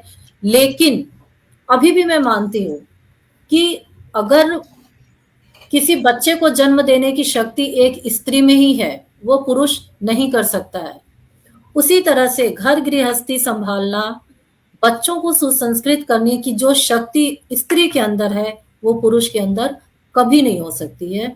तो आप चाहे कुछ भी हो, कहीं भी रहो, कुछ भी करो, घर आपकी तरफ देखता है और देखता रहेगा। उसे जरूरत है महिला की, स्त्री की देखभाल की। गुलदस्ते को जिस तरह से एक एक फूल चुन चुन करके सजाते हैं तो खूबसूरत गुलदस्ता बनता है, उसी तरह से औरत, महिलाएं घर में एक एक चीज को चुन चुन करके ध्यान दे करके करती हैं, चाहे वो बच्चा हो, चाहे सास ससुर हो, चाहे किचन हो, चाहे घर की स्वच्छता हो। सब पे जब उनकी निगरानी रहती है तभी वो घर, वो परिवार एक गुलदस्ते की तरह से खिलता है। तो सशक्त होने का मतलब ये नहीं है कि एक तरफ सशक्त हो और दूसरी तरफ से चीजों को छोड़ते जाएं। हम सशक्त अष्टभुजाधारी हैं, तो सब कुछ अगर हम लेके चलते हैं, लेकिन इम्पोर्टेंट क्या है, पुरुषों का साथ बराबर मिलना। आप पुरुष का कुछ भी ना करना ठीक है, लेकिन आपका संबल होना, आपका द्वारा प्रेज किया जाना, ये औरतों के लिए बहुत ज्यादा इम्पोर्टेंट होता है। उनके काम को अगर नकारा जाता है कि करती ही क्या हो दिन भर तो घर में ही रहना है, ये शब्द औरतों को एक एग्रेसिव डिसीजन लेने के लिए और आगे बढ़ाता है कि भाई कुछ नहीं करते तो लो, आगे हम जो जो दिखता है कि ये यही काम वही करेंगे। तो दोनों स्त्री सशक्तिकरण में पुरुषों का भी योगदान होना बहुत जरूरी है, ताकि हमारा समाज, हमारे परिवार का ढांचा वो बराबर बना रहे। विनीता जी, आपसे जानना चाहूंगी, आप क्या आज की युवा पीढ़ी के विचारों से सहमत हैं? जो विचार हैं महिला लड़कियों के जो विचार हो रहे हैं, लड़कों के, उनकी भूमिका से क्या आप सहमत हैं, आप संतुष्ट हैं? मैं जहाँ सकारात्मक विचार हैं, जहाँ सबको लेकर चलने की जहाँ भावना है, वहाँ मैं सहमत हूँ। पर ये जहाँ लिव इन रिलेशनशिप की बात आती है, जहाँ शादी नहीं करना, इस तरह के जब कोई मेरे सामने बोलता है, तो मैं वहाँ असहमत हो जाती हूँ। ज़ाहिर बात है, आज मेरी भी बिटिया है, कल को अगर समाज में ऐसी विसंगति अगर ये सब फैलती चली गई, तो मेरे बच्चे भी मुझे यही बोलेंगे, हमें शादी नहीं करना है या हम इस किसी भी बंधन में बंधना नहीं चाहते। और ये सुनना हमारे हिंदुस्तान में आज भी मतलब बहुत बड़ी बात मानी जाती है, क्योंकि हम हिंदुस्तान में समाज को, एक परिवार को बहुत महत्व रखते हैं। वसुधैव कुटुंबकम की जो भावना है वो हम लेकर आए। जब हम हमारे परिवार में या कुछ नहीं कर पा रहे, तो हम कहाँ इस भावनाओं को व्यक्त कर पाएंगे, कहाँ हम इस भावनाओं को बता पाएंगे। इनके विचार काफी अच्छे हैं। जहाँ ये जैसे हमारे से पुरानी पीढ़ी ने घूंघट करा है ना, यहाँ तक का पल्ला लिया, शायद हम उससे यहाँ तक बढ़े, फिर यहाँ तक बढ़े, अब ये लेना नहीं चाह रहे, हम इन्हें बाध्य नहीं कर रहे और हम करना चाहेंगे। और अगर ये कहते भी हैं कि हमें घूंघट नहीं लेना है या हम सलवार कमीज में कंफर्टेबल है, हाँ हमें अच्छा लग रहा है। जहाँ पूरा आपका मतलब व्यक्तित्व अच्छी तरह से प्रस्तुत हो रहा है, वहाँ हमें कोई ऑब्जेक्शन नहीं है। तो जब इनके विचार में ऐसे सुनती हूँ तो मुझे अच्छा लगता है। नहीं कहीं लड़कियां, आज की लड़कियां मैं देखती हूँ कि बड़े चाव से वो कहती है कि मैंने सैंडविच बनाना सीखा और मैं ऑफिस से आई, मुझे ये सुन के भी अच्छा लगता है, चलो आज सैंडविच सीखा तो कल वो रोटी भी सीख लेगी। मतलब उसे सीखने की ललक है ना। या वो आगे अपनी परिवार में भी बच्चे अब व्हाट्सएप ग्रुप से जुड़ गए हैं, नाना नानी दादा दादी को केक बर्थडे पे भेज रहे हैं, तो ये सब जो करते हैं तो ये अच्छी बात है। ये इस चीज को तो मैं अप्रिशिएट करती हूँ। शायद हम वो सब चीजें नहीं कर पाए, हमारे जमाने में व्हाट्सएप नहीं था, है ना। हम अपने दादा दादी को इतना मिल नहीं पाए, इतना लेटर नहीं लिख पाए, बच्चे कर रहे हैं, जुड़ रहे हैं परिवार से। ये नई पीढ़ी ये कर रही है, इसको आप अप्रिशिएट करेंगे तो नई पीढ़ी को भी अच्छा लगेगा। एक और सवाल, जो आज वृद्धाश्रम की संख्या बढ़ रही है, वहां पर वृद्धों का जाना, भेजा जाना दिन प्रतिदिन बढ़ रहा है। दूसरी तरफ क्रेच की भी संख्या बढ़ रही है, बच्चों को क्रेच में डाल के माँ का ऑफिस जाना, दोनों ही बढ़ रहा है। इसके बारे में क्या आप कहना चाहेंगी? वृद्धाश्रम में लोगों का जाना क्यों बढ़ रहा है? इतने ज्यादा वृद्धाश्रम क्यों खुल रहे हैं? इतने फल फूल क्यों रहे हैं? और दूसरी तरफ क्रेच में जाना तो वो भी एक मजबूरी ही है, बच्चों को अगर माँ ऑफिस जाएगी तो बच्चों को, लेकिन वो पालन पोषण जो है क्रेच में जाके बच्चों का जो दिन भर गुजरता है माँ के बिना, पिता के बिना, उन बच्चों के ऊपर उसका क्या असर पड़ता है। और जो वृद्धाश्रम में बेटे बहू के होते हुए भी माँ को जाना पड़ता है, पिता को वहां जाना पड़ता है, इसके पीछे का क्या कारण आपको समझ में आता है दुर्गा जी? देखिए, वृद्धाश्रम का तो हम सभी कारण जानते हैं। पहला तो ये है कि वे बच्चे दूर चले गए नौकरी करने, व्यवसाय करने, जहाँ उनका भविष्य, जहाँ ज़्यादा उनको लगता है कि वो वहाँ पर संतुष्ट हैं। ऐसे में फिर माता-पिता पीछे रह जाते हैं। हमेशा माता-पिता उनके साथ रह सकें, उनके चाहने के बाद भी ऐसा भी नहीं होता है, और बहुत बार चाहते भी नहीं हैं कि माता-पिता उनके साथ आकर रहें। परिस्थितियाँ ऐसी होती हैं, शायद वो खर्च उठा नहीं सकते हैं, या वो परिस्थितियों में दोनों एक तरह से समायोजन नहीं कर पाते हैं, दोनों ही स्थितियाँ हैं।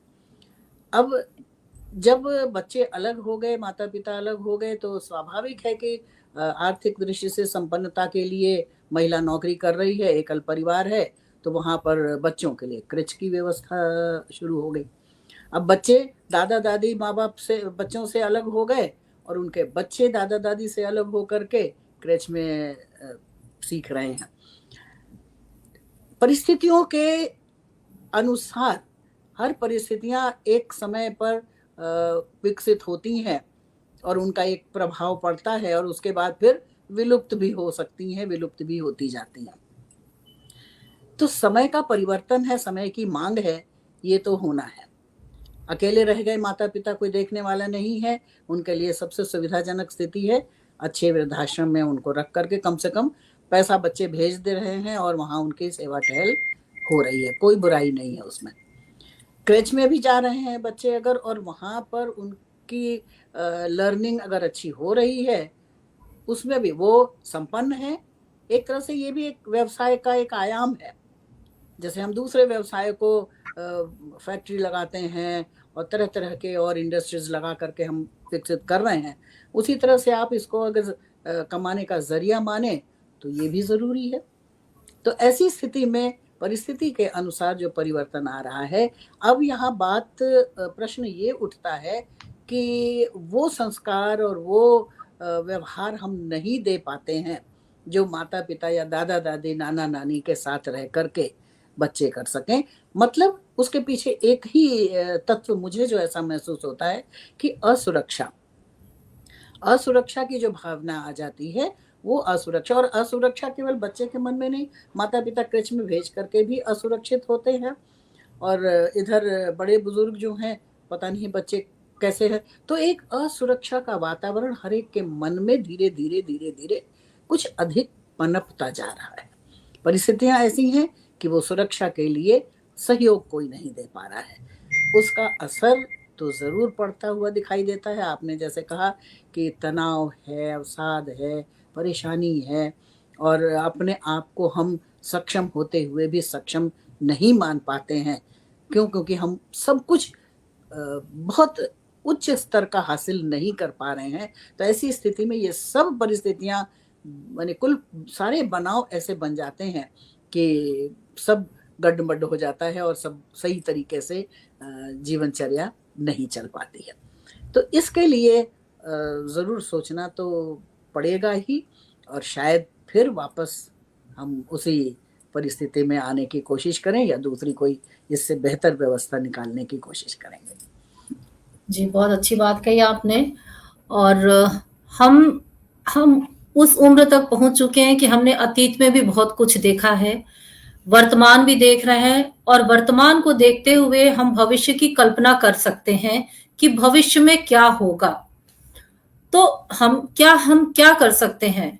क्योंकि हमें पता है, हम अतीत और वर्तमान को देखते हुए भविष्य की जो परिकल्पना हमारे सामने आ रही है, वो कुछ ज़्यादा सुखद नज़र नहीं आ रही है। क्योंकि जो आज चल रहा है वो भी उतना सुखद नहीं है। आज इंसान अकेलेपन से जूझ रहा है, बीमारियों से जूझ रहा है, परेशानियों से। शारीरिक बीमारी से लड़ना आसान है, लेकिन मानसिक परेशानियों से, अवसाद से, तनाव से लड़ना बहुत मुश्किल है, और ये धीरे-धीरे फ्यूचर में और ज़्यादा बढ़ने वाला है। ये हमें समझ में आ रहा है।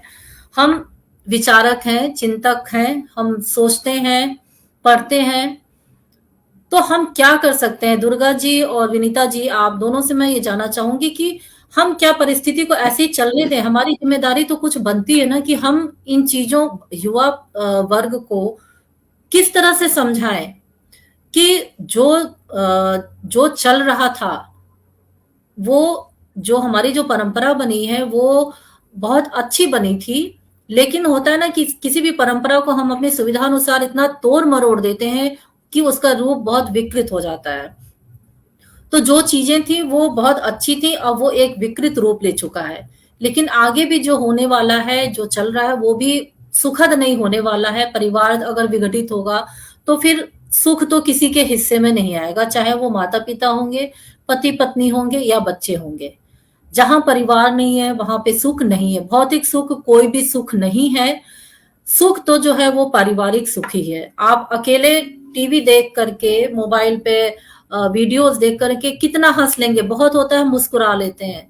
लेकिन जब 8-10 परिवार के लोग इकट्ठा होके बातें करते हैं, तो उस समय हम ठहाके लगाते हैं। तो जो हम ठहाके लगाते हैं, तो उस ठहाके के साथ हमारे अंदर का जो स्ट्रेस होता है, वो भी निकल जाता है। लेकिन वीडियो और बड़े-बड़े स्क्रीन पे बैठ कर के टीवी देखने के साथ मुस्कुराहट से ज़्यादा बल्कि हमें लगता है कि हमारे अंदर और ज़्यादा तनाव बढ़ता चला जाता है। तो परिवार का जो अर्थ है, परिवार की जो महत्ता है, वो समझाना आज की युवा पीढ़ी को, खास करके महिलाओं को, युवतियों को समझाना बहुत आवश्यक है। और मैं दुर्गा जी, विनीता जी, आप दोनों से ये जानना चाहूँगी और रिक्वेस्ट भी करूँगी कि हम ऐसे कुछ सलाह दीजिए या हमारे सामाजिक उसमें हम किस तरह से कदम बढ़ाएँ कि हम युवा पीढ़ी को ये समझा सकें कि जो ढाँचा चल रहा है उसको तोड़ो मत। अपनी स्थिति सुधारो, क्योंकि तुम्हारी स्थिति दमित थी, तुम्हें दबाया जा रहा था, तुम्हें तुम्हारे उनको प्रतिभाओं को दमित किया जा रहा था, तुम्हें आगे बढ़ने का मौका नहीं दिया जा रहा था, सब अब मिल रहा है, उसके लिए हम सब साथ में हैं। लेकिन परिवार की महत्ता को घटाओ मत, बुजुर्गों के सम्मान को घटाओ मत, रिश्तों की अहमियत को खत्म मत करो। इन चीज़ों को सँभालने के लिए, इन चीज़ों को बनाए रखने के लिए हम विचारक, हम साहित्यकार किस तरह से अपना योगदान दें, किस तरह से युवा पीढ़ी को समझा सकें, इसके बारे में आप दोनों अगर आज इस मंच के माध्यम से कुछ सलाह दें, तो मुझे लगता है हमारे दर्शकों को के ज़रूर काम आएगा और माता-पिता भी इन चीज़ों को समझेंगे और अपनी राय व्यक्त करें आप लोग प्लीज़। बहुत अच्छी बात कही शन्नु जी आपने। देखिए आज हमने जो कार्यक्रम करा है, हमने यहाँ परिवार समाज की बात करी।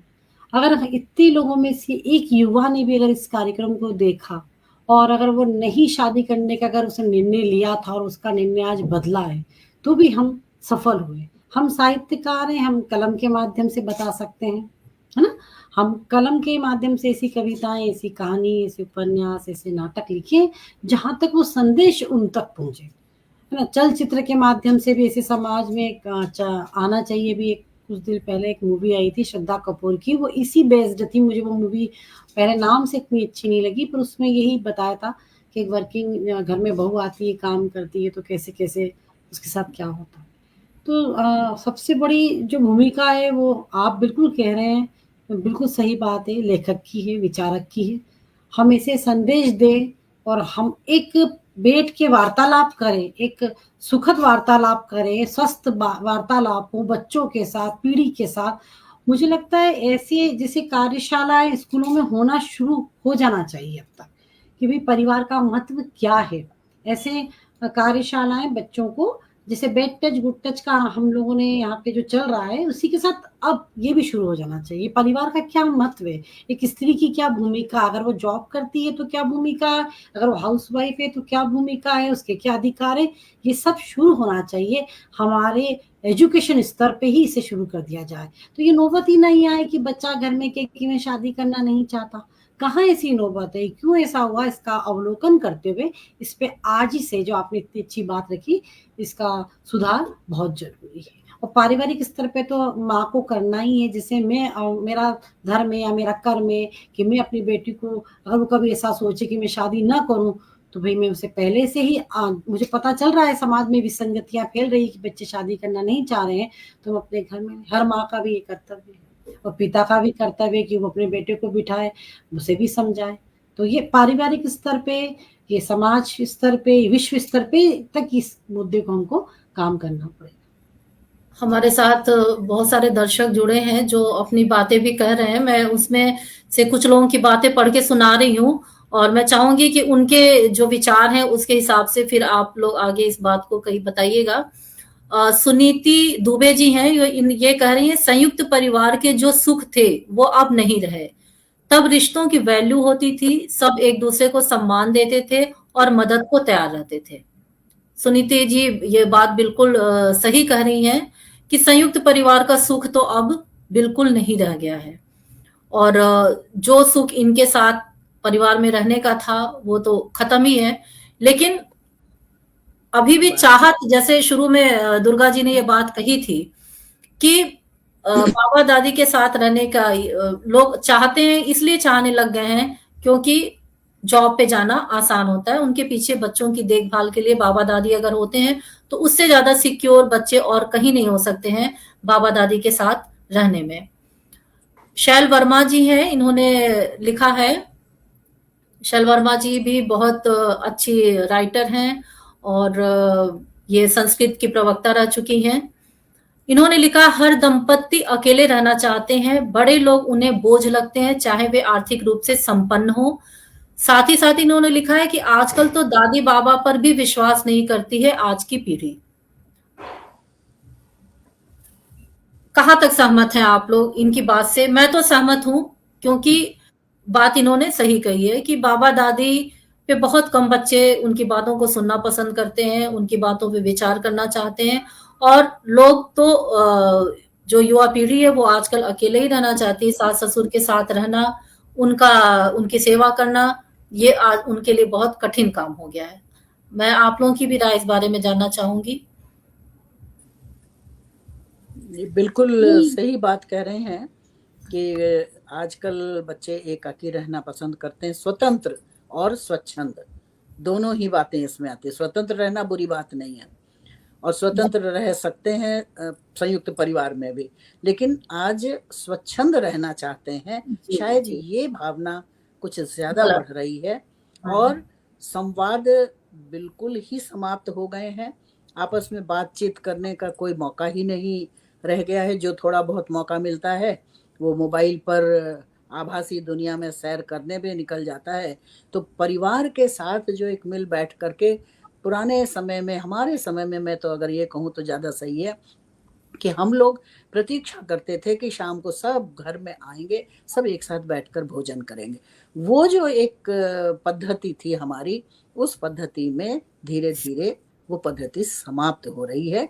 सब अपने समय और अपनी सुविधा के हिसाब से अपना अपना काम कर लिया और खा लिया, पी लिया और स्वतंत्र हो गए, स्वच्छंद हो गए। तो इसमें टोका टाकी पहले भी नहीं पसंद, कोई भी इंसान टोका टाकी तो पसंद नहीं करता है। इसलिए भी हम कह सकते हैं ना, दादा दादी और बड़े बुजुर्ग हमको नहीं पसंद आते हैं। अब टोकते भी नहीं है, लेकिन अब दूसरी बात भी हो गई है कि जिम्मेदारी भी उठाने की इच्छा लगभग नहींवत हो गई है। और सबसे अहम बात यह है कि अपने आप को स्वच्छंद और स्वतंत्र रखने की कोशिश में सर्वसमर्थ महसूस कर अलग ही रहने की कोशिश करते हैं। इसके लिए तो मैं यही कहूंगी कि किसी भी तरह की कोई, पहले नैतिक शिक्षा और ये सारी शिक्षाएं स्कूल में होती थी। परिवार कहानियां भी, पंचतंत्र की कहानियां भी इसी प्रकार की होती थी। लेकिन कहाँ किस तरह से कैसे बदलाव क्या आया कि ये स्वच्छंदता हमारे जीवन का एक अभिन्न अंग बनती चली जा रही है। हम साथ में रहकर निर्भर, मतलब एक गलत भावना, शायद गलत फहमी कह लीजिए, कि उसमें ज़्यादा सुख है, उसकी ओर हम आकर्षित होते चले जा रहे हैं। जो धीरे धीरे आज की युवा पीढ़ी बहुत सशक्त है और मैं तो ये देखती हूँ कि बहुत ही फोकस्ड है, अपना लक्ष्य भी अच्छी तरीके से समझती है, लेकिन कुछ बातों में जो दिशा भ्रमित होकर, और उसका एक ही कारण है कि हम किसी पर निर्भर नहीं होना चाहते। साथ रहना मीन्स निर्भरता वाली जो भावना आ रही है कि हम डिपेंड क्यों करें दूसरे के ऊपर। शायद एकदम self sufficient, self depend dependent होने की भावना इतनी बढ़ती जा रही है कि फिर वो संवाद भी छूटते जा रहे हैं। इसके प्रति ज़रूर हमें लगता है कि फ़िल्मों का असर हमारे जीवन में बहुत पड़ता है, तो ऐसी फ़िल्में भी बने, मीडिया में भी जो है वो सास-बहू के टकराव और जो गलत संदेश आते हैं, उनसे मुक्त रह कर के हम अगर वस्तु स्थिति को प्रस्तुत करें, क्योंकि सिखाने से नहीं, देखकर हम ज़्यादा सीखते हैं। बच्चे भी देख परिवार में जो देखते हैं, उससे वो सीखते हैं। समाज में जो देखते हैं, उससे वो सीखते हैं। तो बिल्कुल। सिखाना तो सलाह देना है, सलाह कभी भी पसंद नहीं आती है। जी, बिल्कुल देखकर सही। अनुकरण करना है, प्रभावित होना है, तो ऐसे इस तरह की प्रस्तुति हो कि वो प्रभावित हों और अपने को उसके अनुरूप ढालने के लिए प्रेरित भी हों। तो लेखन से भी संभव है और लेखन ही तो पटकथा बनता है, नाटक बनता है और नुक्कड़ नाटक के माध्यम से बहुत कुछ किया भी जा रहा है। यही लेकिन कार्यक्रम ये आजकल सोशल मीडिया पर जहाँ तक मैं भी देखती हूँ, फ़िल्में भी कोई भी पारिवारिक पृष्ठभूमि पर फ़िल्में बनना तो बिल्कुल ही बंद हो चुका है। कहीं भी हम परिवार के नाम पे, और युवा पीढ़ी तो अगर कोई पारिवारिक फ़िल्म बन भी गई है तो उसको देखना भी नहीं चाहती है। दूसरा है सोशल मीडिया, चाहे वो फ़ेसबुक है, चाहे इंस्टाग्राम है, चाहे कोई भी सोशल मीडिया प्लेटफ़ॉर्म है। हर जगह रिश्तों को तोड़ने वाली बातें आजकल ज़्यादा सिखाई जा रही हैं। झुको मत, जो तुम्हें ज़्यादा दुःख पहुँचा रहा है उसको छोड़ दो, इस तरह की बातें। जब हम 4 लोग एक साथ रहेंगे तो टकराहट तो होगी ही। अगर हमें किसी ने दुःख पहुँचा दिया तो उसको छोड़ दो। पहले जबकि सिखाया जाता था कि रिश्तों को बनाए रखने के लिए झुकने में कहीं कोई नुकसान नहीं है। आज सिखाया जाता है रिश्तों को बनाए रखने के लिए झुको मत, झुकोगे तो लोग और झुकाते चले जाएंगे। तो ये हमारा जो सोशल मीडिया है वो भी हमें गलत सीख दे रहा है, इस समाज को विघटित करने का काम कर रहा है। इस पे हम कहाँ कैसे कंट्रोल कर सकते हैं, इस पे हमें ऑब्जेक्शन करना चाहिए, जहां तक मेरा मानना है कि इसमें आपका जो मंच है वो बहुत ही सकारात्मक भूमिका निर्वाह कर सकता है कि यहाँ पर आकर अगर कोई सुनेगा तो वो समझेगा कि हाँ भाई, देखिए हम 2 पीढ़ी तो बात कर ही रही है ना, कि भाई किस चीज से हमको क्या मिल रहा है, उसको समझने का। गलतफहमी में और दिग्भ्रमित होने की जरूरत नहीं है। सोचने, समझने और गंभीरता से स्वयं अपने अनुकूल सोचो, अपने तरीके से सोचो कि हमें क्या पसंद आ रहा है, दूसरा क्या कह रहा है सुन लो। वो एक कहावत हम लोग सुनते रहते थे बचपन से, सुनो सबकी, करो मन की। सुनिए सबकी। आजकल हम सुनना नहीं चाहते हैं। पहली बात है, पहली समस्या तो यही है कि सुनना कोई नहीं चाहता है, करना अपने मन की चाहता है, वही स्वच्छंदता हो जाती है। तो सुनो सबकी, समझो और समझ कर निर्णय लो कि अब आपके लिए क्या उचित है। जी, सुनीति दुबे जी ने बहुत अच्छी बात पे ध्यान दिलाया है हमारा। सशक्तिकरण तो जरूरी है, पर नैतिक शिक्षा भी जरूरी है। परिवार के प्रति कर्तव्य भी याद रखना चाहिए। चर्चा बहुत अच्छी है, यह युवा पीढ़ी तक कैसे पहुंचे, इनका भी वही कहना है कि युवा पीढ़ी को ये बात सुननी चाहिए। उनको मालूम होना चाहिए कि जरूरत किस बात की है। और जो नैतिक शिक्षा पे इन्होंने ध्यान दिलाया है, जब हम पढ़ते थे, या मैंने भी शादी के पहले कुछ सालों पहले मैंने भी टीचिंग की है, तो उस समय नैतिक शिक्षा एक सब्जेक्ट के रूप में शामिल था। और उसमें जो हम कहानियां पढ़ाते थे बच्चों को, वो इतनी शिक्षाप्रद हुआ करती थी कि उसको पढ़ के अनायास ही आता था कि हम भी ऐसा ही करें, हम भी ऐसा ही बने। तो ये कहीं हमारे पाठ्यक्रम से भी इन चीजों को खत्म कर दिया गया, हमारे सोशल मीडिया से भी खत्म कर दिया गया, हमारे सिनेमा से भी खत्म कर दिया गया। परिवार को धीरे धीरे नकार दिया जा रहा है और हर जगह ऐसी चीजों को किया जा रहा है जो युवा पीढ़ी बड़े आराम से आत्मसात कर लेती है, उनको देखती है, उनको वही सही लगता है जो वो देखते हैं। उसमें उन्होंने वो देखा ही नहीं, उन्होंने वो परिवार का वो वातावरण ही नहीं देखा है, परिवार की वो एकता की शक्ति नहीं देखी है, नैतिक शिक्षा का उन्होंने अध्ययन नहीं किया है, तो वो कहाँ से समझेंगे।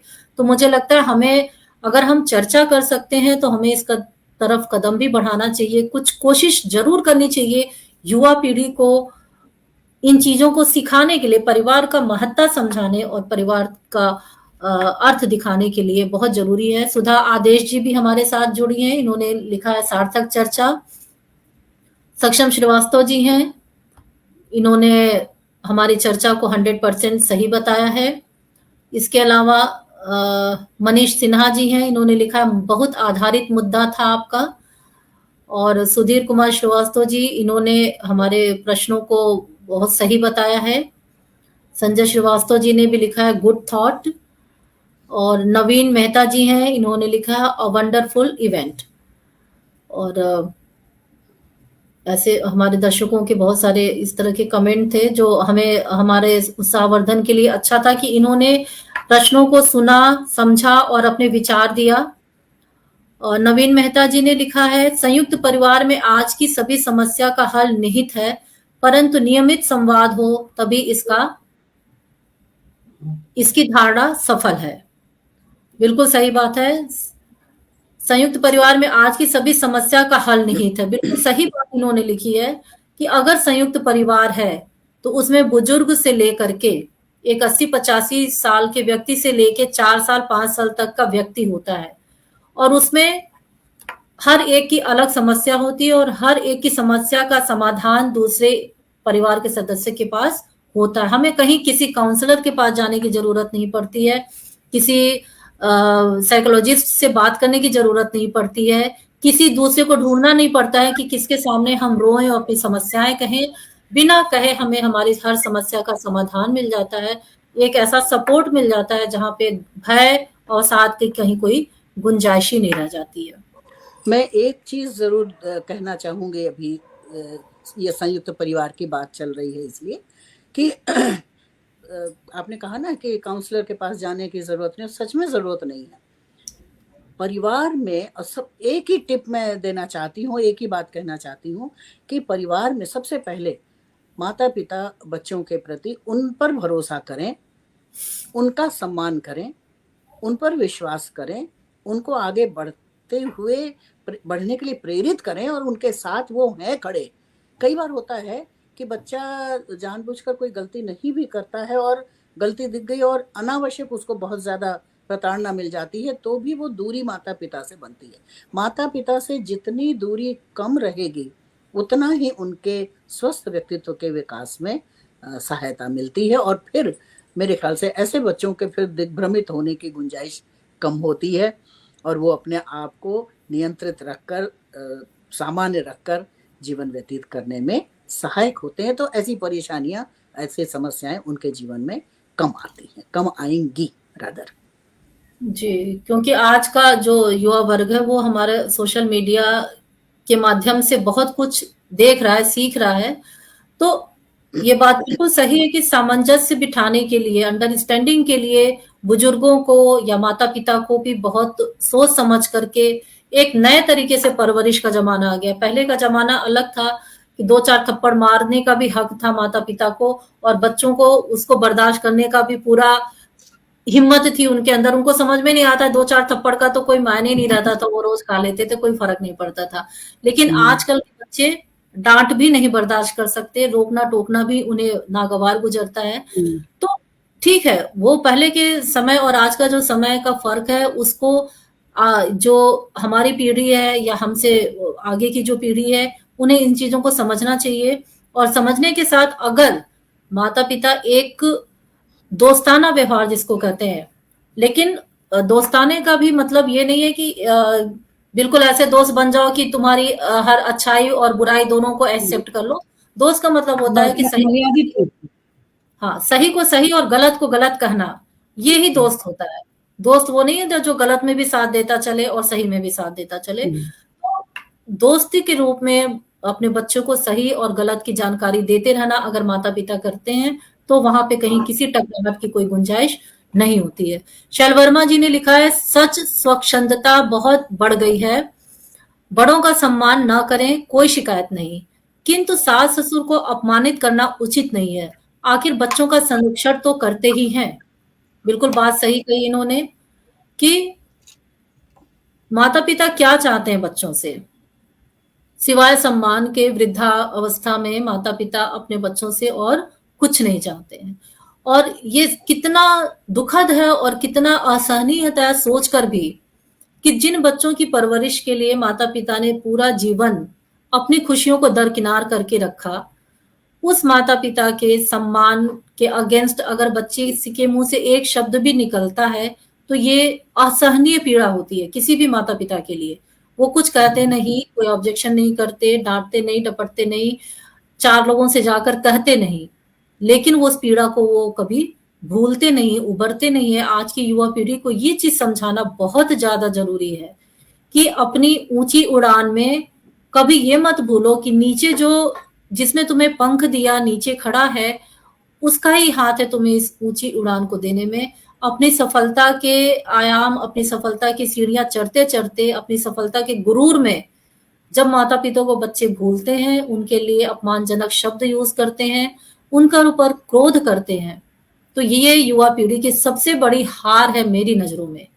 और यही हम है, चाहे वो युवा है, युवक है या युवती, हमारा कर्तव्य है हम उन्हें इन बातों को समझाएँ कि अगर रोकना है, रोकते भी हैं, टोकते भी हैं, तो वो कोई रीज़न है उसके पीछे। इस चीज़ों को समझना बहुत ज़रूरी है। और भी लिखा है कुछ, सुनीति दुबे जी ने लिखा है, बच्चों के लिए तो बाबा, दादी, नाना, नानी अच्छे होते हैं और संस्कार भी देते हैं, पर घर बैठे माता-पिता बड़ों की आज़ादी में एक विघ्न की तरह होते हैं। बस प्रेम के 2 शब्द और थोड़े सम्मान से परिवार खुशी से चलता है। सब बुजुर्गों की या हमारे पीढ़ी की या जो ऐसे लोग हैं, इन सब का एक ही नज़रिया है। आज चाहत है सिर्फ़ सम्मान की। सभी सम्मान के भूखे हैं। जैसे बचपन में बच्चे प्यार के भूखे होते हैं, उसी तरह से बुजुर्ग सम्मान के भूखे होते हैं। तो हमारे दर्शक, हमारे श्रोता इसी बात को कह रहे हैं कि ज़रूरत सम्मान की है और सफलता की सीढ़ियाँ चढ़ते हुए, यश और पैसा कमाते हुए कभी इस बात को मत भूलो कि घर में कोई है, जो सिर्फ़ तुम्हारे सम्मान के लिए तुम्हारी तरफ टकटकी लगाकर देख रहा है। शैल वर्मा जी ने एक बात और लिखी है, अपने ही घर में बंदी हो रही हैं वृद्ध महिलाएँ, अशक्त होना विवशता है। बिल्कुल सहमत हूँ और ये चीज़ें समझना चाहिए युवा वर्ग को, बार-बार मैं यही बात कहूँगी, क्योंकि ये उम्र ऐसी है कि सबकी आनी है। आज जिसकी है, कल हमारी भी होगी। ये चीज़ें हम अपने युवा वर्ग को समझा सकें, उन्हें बता सकें। सुनीति दुबे जी ने फिर से लिखा है, आजकल के मीडिया बहुत गलत शिक्षा दे रहे हैं। टीवी सीरियल सबसे गलत चीज़ है। आज की पढ़ी परिवार टूटने वालों की बात सीख आज की पीढ़ी परिवार टूटने वाली बात सीख लेती है। हमें गलत बात जल्दी नज़र आ जाती है, गलत बात को हम जल्दी सरलता से समझ लेते हैं, मान लेते हैं और सही बात को नहीं मानते हैं। तो हमारी मीडिया यही बात कह रही है और युवा पीढ़ी उसको बड़े आराम से समझ ले रही है। सुनीति देवी ने ये भी लिखा है, दुबे जी ने, कि अगर नारी को सशक्त बनाने में माँ का हाथ है, तो एक नारी को बड़ों के सामने नम होकर चलेगी तो ज़्यादा सफल होगी। ये शिक्षा भी माँ को देना चाहिए। जी, माँ की शिक्षा बहुत ज़रूरी है युवा पीढ़ी के लिए। माँ की सोच सही होगी, तो बच्चे 100% सुसंस्कृत होंगे। बहुत से लोग कहते हैं, आप सब भी इस चीज़ को मानेंगे। लोग कहते हैं कि अगर बहू लानी है, तो बहू से पहले उसकी माँ को देखो। हाँ। ये बहुत से लोगों का कहना है कि बहू से पहले उसकी माँ को देखो। अगर माँ अच्छी है, माँ सुसंस्कृत नज़र आ रही है, तो बहू तो सुसंस्कृत होगी ही होगी। तो मैं सुनीति दुबे जी, हमारे समाज में आज भी शादी परिवार से एक परिवार की ही होती है, चाहे हम कितना भी आगे बढ़ जाएँ। तो वाक़ई में परिवार की जो रीढ़ की हड्डी माँ होती है, तो बिल्कुल देखना चाहिए। बिल्कुल सही है। तो अब आप दोनों और अपने कोई विचार व्यक्त करना चाहती हैं आज महिला दिवस के अवसर पे, महिलाओं की स्थिति पे, महिलाओं के संस्कारों को लेकर, महिलाओं का समाज में जो स्थान है, परिवार में जो उनका स्थान है, उसके बारे में अगर आप अपने पर्सनल और कोई राय रखना चाहती हैं तो स्वागत है। मैं अपनी उसी बात को रखना चाहूँगी। आज की युवा पीढ़ी के संदर्भ में अपने ये भी देखते हैं ना कि बच्चे, जैसे अभी कहा उन्होंने कि भई माता-पिता को नहीं सिखाना चाहिए ऐसा। माता-पिता अच्छी बात भी सिखाएँ, पर कई बार हम ये भी देखते हैं कि आज की पीढ़ी इतनी ज़्यादा अपने आप को योग्य समझने लग गई है, जो ख़ास तौर पर योग समझने लग गए हैं, वो बिल्कुल सलाह मानते भी नहीं हैं। कि वो गलत चल रहे हैं और वो सपोज़ बहू की माँ भी अगर उसको वही सिखा रही है जो हम चाह रहे हैं सिखाना, और वो सुन ही नहीं रहा है बच्चा, तो वो भी कुछ नहीं कर सकते। हम नाहक माँ को दोष दे सकते हैं। कई बार ऐसी भी परिस्थितियाँ आती हैं कि बच्चे अपने आप ही एक अलग आइडेंटिटी है और अपने तरीके से सोचकर वो चलते हैं। तो उनको सुनने की ज़रूरत है, वो थोड़ा सुने और उनको कैसे सुनाया जा सके, कैसे समझाया जा सके, कैसे उन तक हम अपनी बात को पहुँचा सकें, इसके लिए हमको प्रयत्न करना आवश्यक है। और हमें लगता है आपके मंच के माध्यम से यह भी कार्य हम बड़ी सरलता से कर सकेंगे। जी, बिल्कुल, मैं आपकी इस बात का ध्यान रखूँगी और सचमुच मेरा इस मंच की स्थापना का उद्देश्य ही यही है, क्योंकि मैं समाज को बहुत गूढ़ नज़रिए से देखती हूँ। परिवार में जो परिवर्तन हो रहा है, उसको भी मैं बहुत गूढ़ नज़रिए से देखकर ही मैं इस मंच की स्थापना का मेरे मन में विचार उत्पन्न हुआ कि हम ऐसी इन समस्याओं पर अगर हम चर्चा करेंगे, तो यहाँ आज हम सब ऑलमोस्ट एक ही पीढ़ी के हैं। आगे मेरा मकसद होगा कि मैं इसमें युवा वर्ग को भी शामिल करूं और हमारे और आपके उम्र के लोग भी इसमें शामिल हों, ताकि हम भी अपनी बात कर सकें, वो बच्चे भी अपनी बात कर सकें, ताकि समझ में आए कि गलत कौन है। गलत उनकी सोच है या गलत हमारी सोच है, या हमारा इंटरफेरेंस ज्यादा है, या हम उन्हें नहीं समझ पा रहे हैं या वो हमें नहीं समझ पा रहे हैं। एक बहुत अच्छी सलाह दी है शैल वर्मा जी ने कि महाविद्यालय में जाकर छात्राओं को सिखाना चाहिए। ये इनका बहुत ही अच्छी सलाह इन्होंने दी है कि इस तरह की ये बात विनीता जी ने भी कहा है, बीच में कहा था कि हम इस तरह के जी। कार्य कर सकें, इस तरह की शुरुआत कर सकें, लोग कैंप लगाएं। और सबको, मेरे ख्याल से सबको मालूम ही है, आजकल तो स्कूल में, कॉलेजेस में साइकोलॉजिस्ट, काउंसलर्स अपॉइंट होते हैं और बट होते वो ही हैं। विषय से रिलेटेड होते हैं, जहाँ उन्हें पढ़ाई से जो हाँ, नहीं, समस्या पढ़ाई होती से और है। ऐसे भी व्यवहार से भी संबंधित कोई ऐसी, मान लो कि कोई बच्चा बहुत ज़्यादा तूफ़ान मचा हाँ। रहा है, उनकी भी काउंसलिंग हाँ, मैं भी गई काउंसलर तो हूँ। है, बट अगर हम जाके जो काम नैतिक शिक्षा की बुक करती थी पहले, करती है। वो काम अगर हम तो जाकर करें। वो जो काउंसलर हैं, मेरा अपना ये कहना है कि वो एक सप्ताह में नहीं तो महीने में एक बार स्टूडेंट्स को एक तरह से मोटिवेशनल जो स्पीचेस होती हैं, उनको कुछ एक पीरियड इस चीज़ का भी रखा जाए, जिससे कि वो समझ सकें कि परिस्थिति में क्या परिवर्तन आ रहे हैं और उनको किस तरह से अनुचित कार्य न करके जो उचित है उसके हिसाब से अपने में परिवर्तन लाना है। जी, तो ये एक ऐसा पॉइंट है जिस पे हमें विचार करना चाहिए और फ्यूचर में इस ओर कदम बढ़ाने की हम ज़रूर कोशिश करेंगे। विनीता जी, आपकी भी कोई राय हो अगर इस आज के परिचर्चा को लेकर के कंक्लूजन के रूप में, तो आप भी अपनी बात रखें, उसके बाद हम फिर इस आज की चर्चा का समापन करना चाहेंगे। विनीता जी, आपकी शर्मा राय एज अ जी, कंक्लूजन? हुँ। शर्मा जी, जिस उद्देश्य को लेके आपने इस मंच की स्थापना करी है और हमने जो चर्चा करी है, मुझे लगता है इसका एक पूरा औचित्य यहाँ हो चुका है। फिर भी मैं एक बात यहाँ कहना चाहूँगी कि इतनी ये चर्चा बस चर्चा तक ही सीमित न हो, इसका प्रैक्टिकल, इसका व्यावहारिक रूप भी अगर होगा, तो क्यों ना हम इससे यहाँ से हम कुछ लेकर जाएँ और उसे व्यावहारिक रूप में इसे समाज के सामने पेश करें, तभी हमारी चर्चा पूर्णतः रूप से सफल होगी। तो हम आज ये कर रहे हैं, कल हमें ये करना चाहिए। कोई नई पीढ़ी मिले तो हम उसे थोड़ा-सा, अगर उसे लगे जैसे कि मैंने बताया उसकी मानसिक स्थिति सही है, तो हम उसे उसके घर में अगर कोई बच्चा ये कहता है कि मैं शादी करना नहीं चाहता हूँ, तो हम ऐसे 2-4 लोग जो समाज में जिनका सम्मान है, जिनकी इज़्ज़त है, उससे मिलाएँ, उसे समझाएँ, तो एक हमारा दूसरा कदम होना चाहिए। हम पहले कदम जो है उसके एक सोपान पे तो चढ़ चुके, अब हमें दूसरे सोपान की भी आगे तैयारी करनी होगी। और आपने बहुत अच्छी एक चर्चा रखी, बहुत अच्छा लगा और मुझे पूरी उम्मीद है कि जितनी भी हमारी पीढ़ी है, चाहे वो वृद्ध कोई घर में बैठा होगा, उसे भी आनंद आया होगा।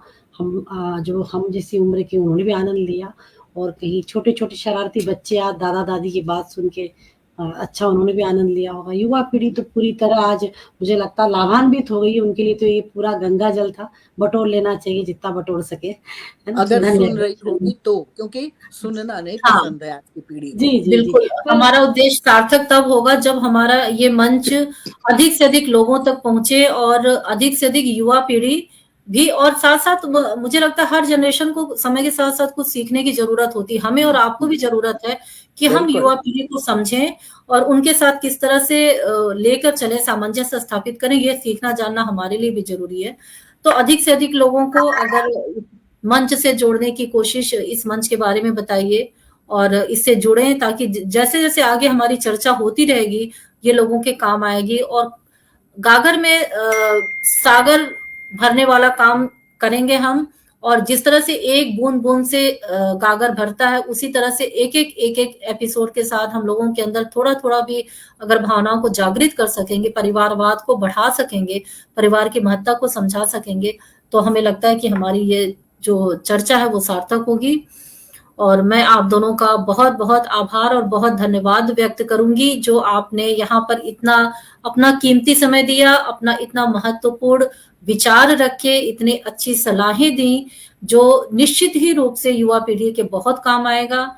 और जो हमारी पीढ़ी है, वो भी अगर इस चर्चा को सुन रही है, समझ रही है और अपने अंदर किस तरह से हम किसी तरह का परिवर्तन करके, सामंजस्य स्थापित करके उन्हें समझा सकते हैं, उन्हें उनकी गलतियों को बता सकते हैं कि आप कहाँ गलत हो रहे हैं या आप कहाँ पे सही हैं। ये हमारा एक साथ चलना और सबको लेकर चलना बहुत ज़रूरी है। आगे भी मैं इस मंच के माध्यम से ऐसे ही विषय लेकर के चर्चा करती रहूँगी। मेरा अपने दर्शकों से भी अनुरोध है कि वो किसी भी पर्टिकुलर टॉपिक पर, किसी भी विषय पर जो विचार उनके मन में लगातार चल रहे हैं, वो उस पे चर्चा करना चाहते हैं, तो वो मुझसे संपर्क करें, अपना वो विषय, वो टॉपिक बताएँ कि हम वो उस पे राय जानना चाहते हैं या अपने मन की बात रख के उस पे लोगों की सलाह लेना चाहते हैं, तो मैं ज़रूर उस पे अगला जो अपना ये कार्यक्रम होगा, उस पर ही आधारित करूँगी। और दुर्गा जी, विनीता जी, आप दोनों का बहुत-बहुत धन्यवाद, बहुत-बहुत आभार। उम्मीद है आगे जब भी इस मंच को आपके सलाह, आपके विचारों की आवश्यकता महसूस होगी, तो आप ज़रूर हमारे साथ उपस्थित होंगी। इसी आभार और धन्यवाद के साथ आप लोगों का बहुत-बहुत आभार और नमस्कार। बहुत-बहुत धन्यवाद। धन्यवाद। ये चिंतन का ये प्रथम जो एपिसोड है, वो शुरू हुआ है।